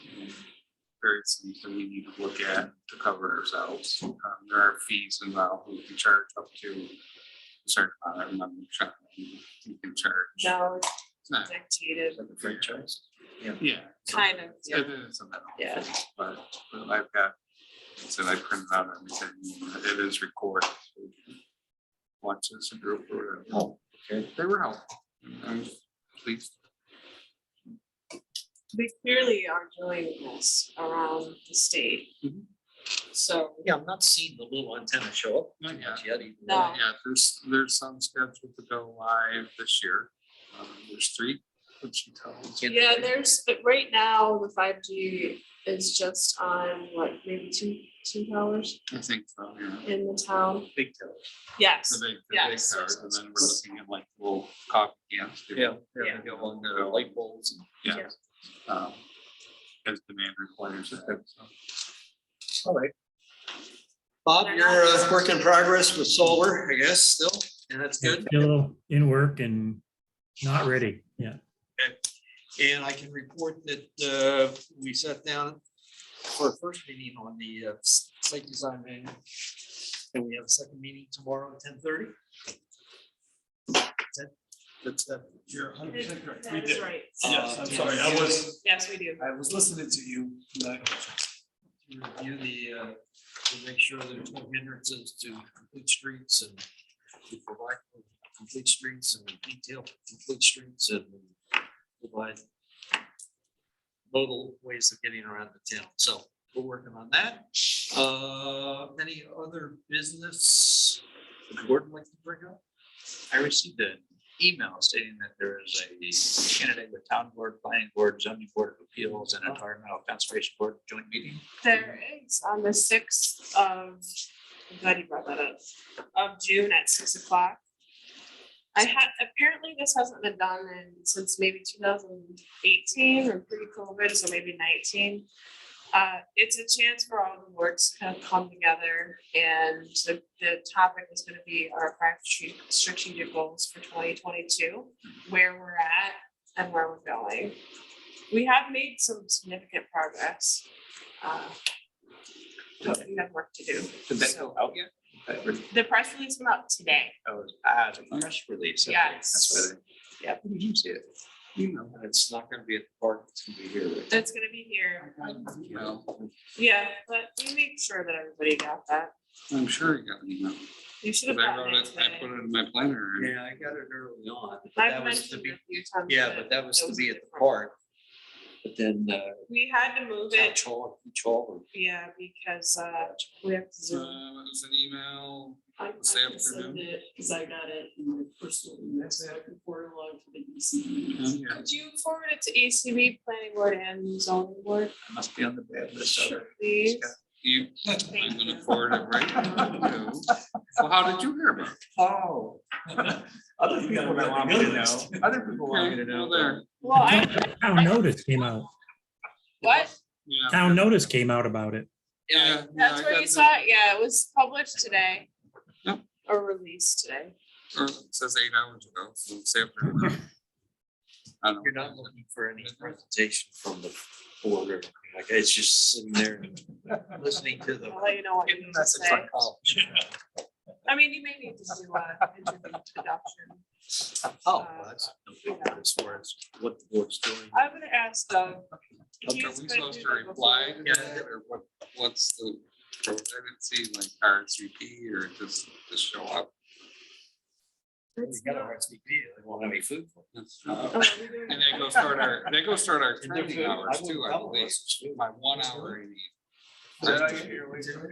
It's a dinner time. I'm a half hour, It is a dinner time. I'm So a is half this hour. meeting I didn't know at dinner time. Right, Shauna? I go that? start our train, I need a half hour Do you actually do? We looked at that Really? today. Half an He hour. only needs half an training. hour. I sat through one of yours, I was like. How far? Oh, the Hancock ones, 3 Thursday night ones? No, it's one Just for the, ask. we are You're at planning, 7.5.